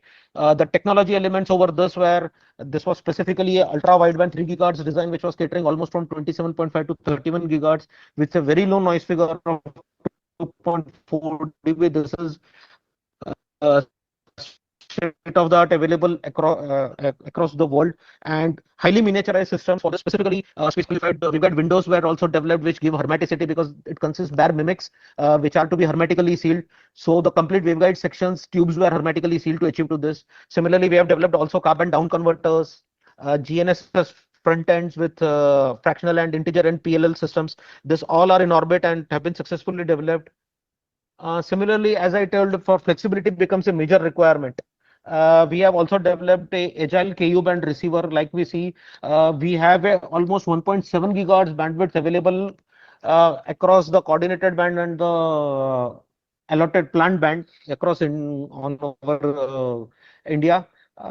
Conventionally, we had receivers for each and every frequency. We have developed this agile KU band receiver where the single receiver caters to any of the combination of the uplink and downlink. It is just onboard programmable. In orbit, I can program it. This has extensive application, whether it is bringing use sort of a concept of satellites, or where we need flexibility on board to specifically cater to the user requirements. Similarly, we have developed a beacon sources in Q band also. Ultra miniaturized receivers where all RF, LO, and DC converters are packaged in a single system. These are the classical RF systems. Similarly, we have also recently developed SSPS, basically. Just one snapshot of a GaN-based, gallium nitride-based UHF band, 100-watt UHF SSPA has been demonstrated in orbit recently. This is again a state-of-art development where GaN has been replacing the tubes. Anyway, in UHF band, we don't have tubes, and this is a very niche technology available with a handful few worldwide. This has been demonstrated in orbit now, and this has already been developed. Similarly, a 220-watt S-band SSP has also been demonstrated. Likewise, linearizers and everything. These are all RF-based subsystems which have been extensively explicitly developed by SAC and developed through industry. Coming to another important aspect is the design and development of ICs. ISRO over the years has almost from last 2 decades, the planning was to have indigenous development and indigenous capability of all the technologies, reduce import to the extent possible. So we started working on the RF ICs and MMICs, microwave monolithic ICs, and over the last 2 decades, we have almost developed more than 500 customized IC to our requirements. They are starting from almost L band to up to QV band. They are gas-based mimics. gallium nitride based mimics which have been fabricated either at UMS France, OMIC France, or our indigenous foundry at GATEC Hyderabad. We are also in the process of qualifying the same for our space use. Similarly, some MACOM vape diode technologies also have been used.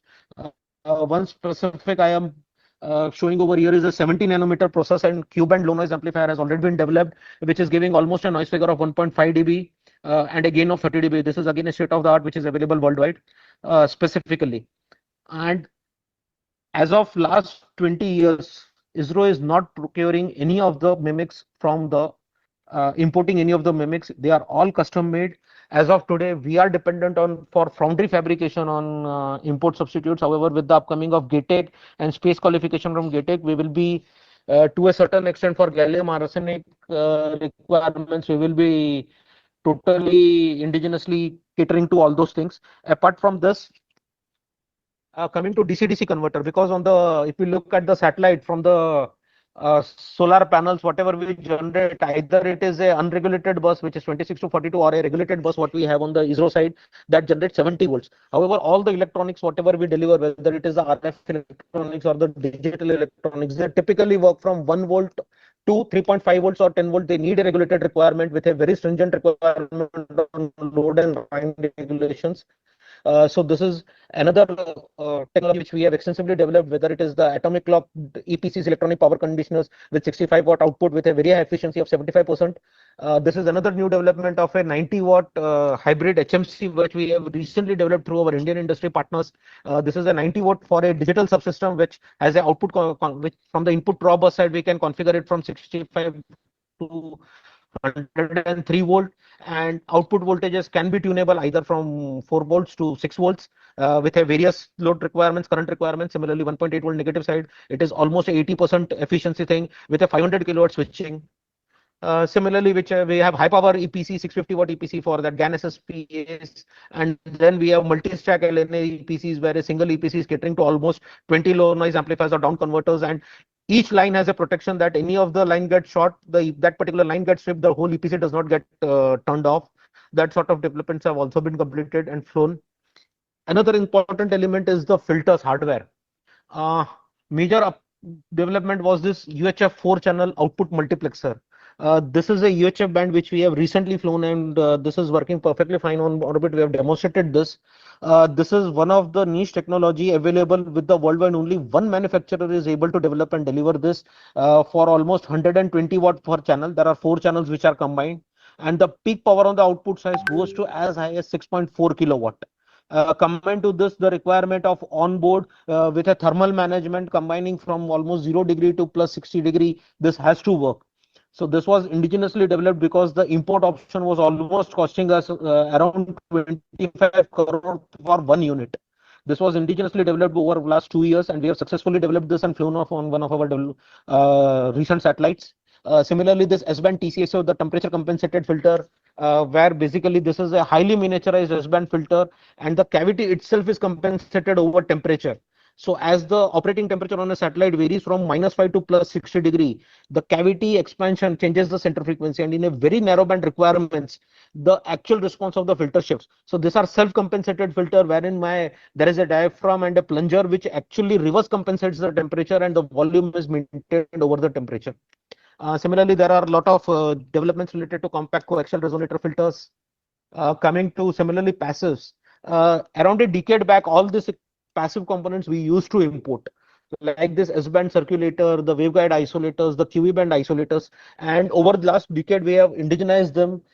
This is a 300 watt CW band output circulator which has been indigenously developed, and it has been tested up to 1200 watt peak power. It has already flown on one of our satellite, and now similarly KU band isolators, the QE band isolators have been developed, the coax load power combiners, couplers. So all the indigenous things are right now developed, and I would like to further add to this. These are being fabricated by our industry partners. These are all being offloaded to Indian industry, and they are being fabricated by industry partners.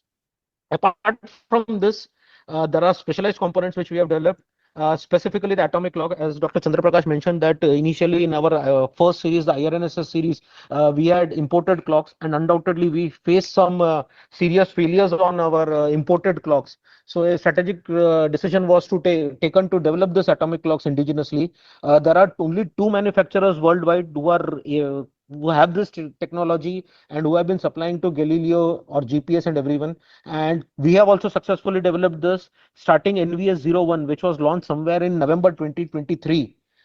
Our indigenous clock is in orbit, and from last 2 years the performance is very satisfactory, and as of today we have slowly started replacing all the imported clocks with our indigenous replacements. This is one development. The second development is the traveling wave tubes.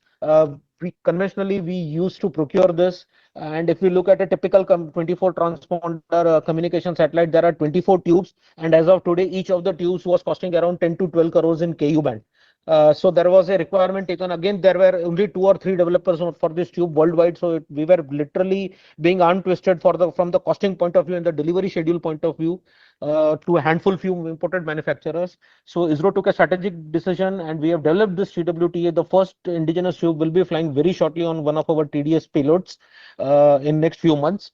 This has already been developed and successfully demonstrated. Similarly, digital processing for the SDR based requirements have already been developed with a KU band processing, where we directly receive the KU band signal after low noise amplification. We digitize directly at KU band, and after the digital processing, channelization, the frequency plan change, output is again in KU band. We have converted it to Ka band or QV band as we require. We power amplify and demonstrate it.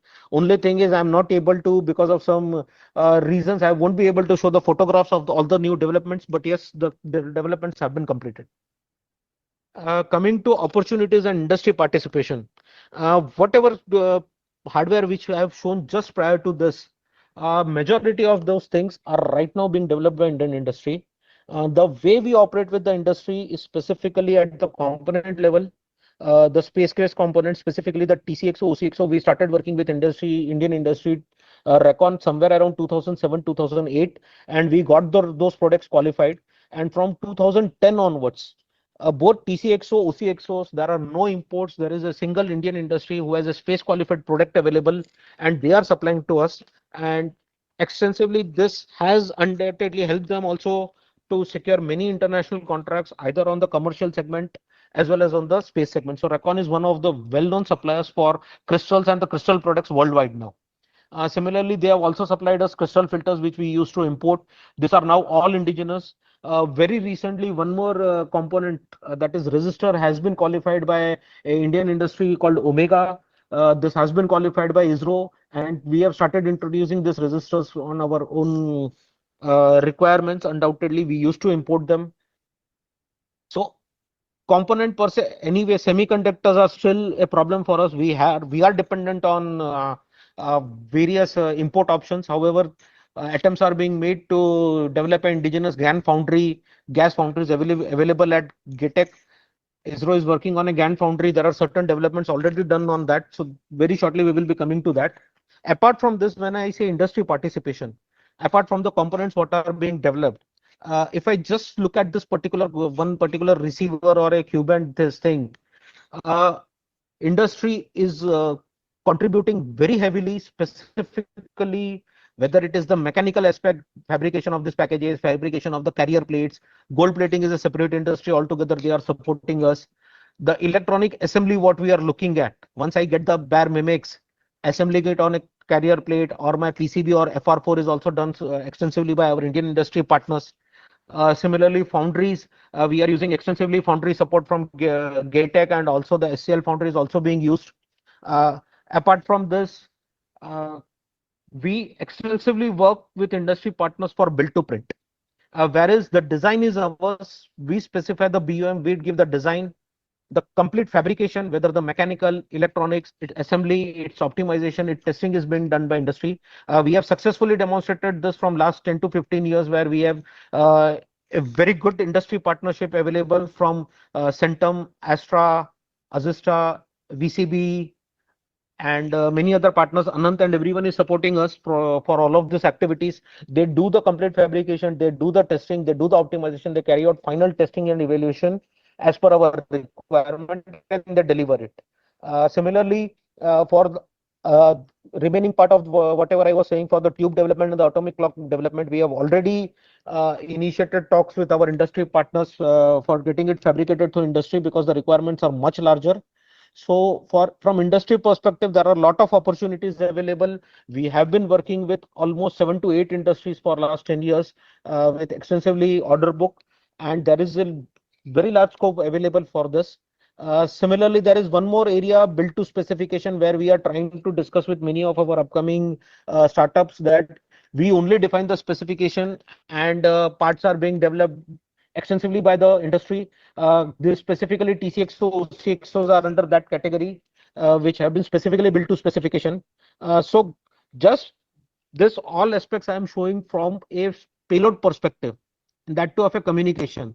Whether it is a navigation satellite, whether it is an optical satellite, this all things are extensively across the board for everything. And same things are available, required also in the spacecraft bus, where whether I say whether it is a TTC, whether it is a battery system, whether it is a power system on the bus, whether it is the whole structure, there is a lot of industry participation and lot of requirement for the industry also.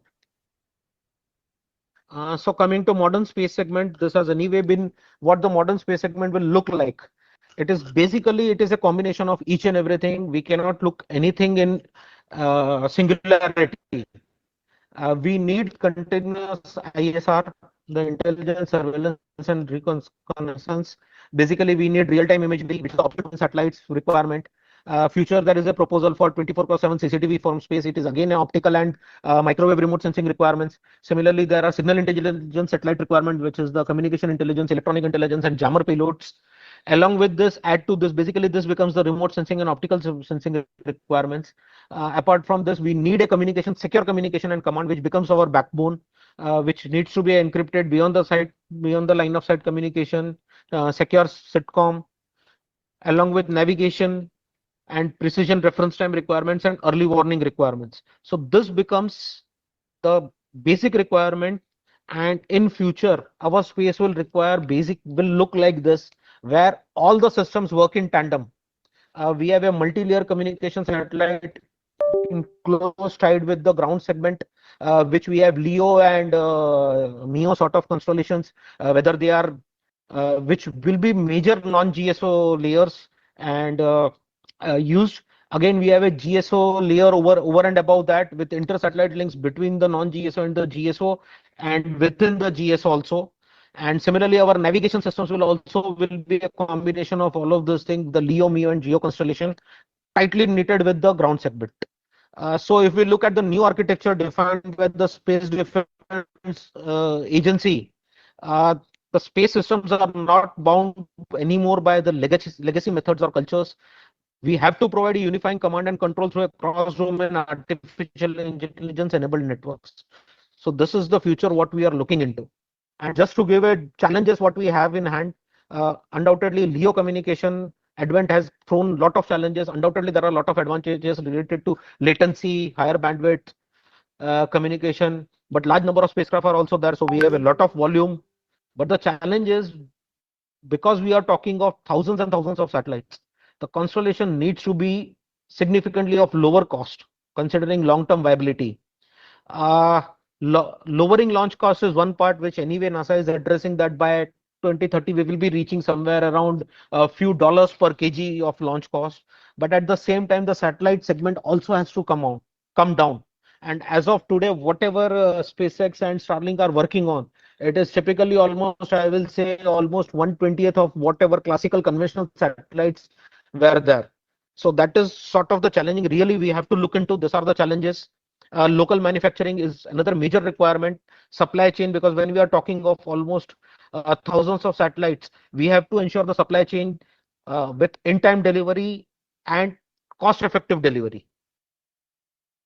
Just for a LEO constellation to be satellite, to be basically available, we have to come down with almost 75% of the cost. We have to come down, which itself is a very big challenge. Evaluation of COTS, undoubtedly COTS has entered with usage of components is now a very big thing where there is one more vertical entered of the space COTS basically, which has been entered commercial space components. However, using them in appropriate manner and ensuring the reliability, because in satellite business there is no MTTF sort of definition.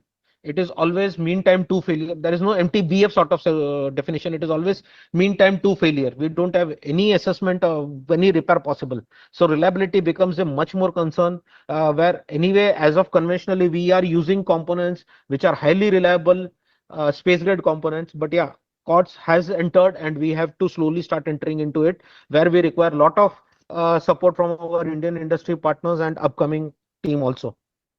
So opportunities, yes, harnessing the space technology for national development, where both the academia and industry comes into picture, and technology, advanced technology and capabilities are tied together with participation from both academia, industry, and all the technocrats in the industry to basically address the development and need of the country.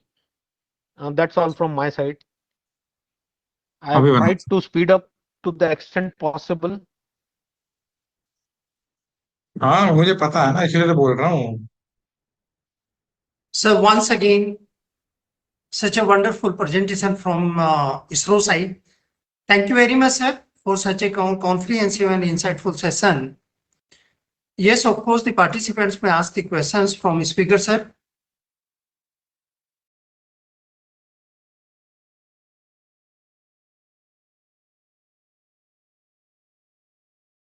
I think there is no question, sir. No question, yeah. Right, sir. We move forward. Respected dignitaries, eminent speakers, and all esteemed participants, as we come to the conclusion of the webinar, it's my privilege to propose the vote of thanks.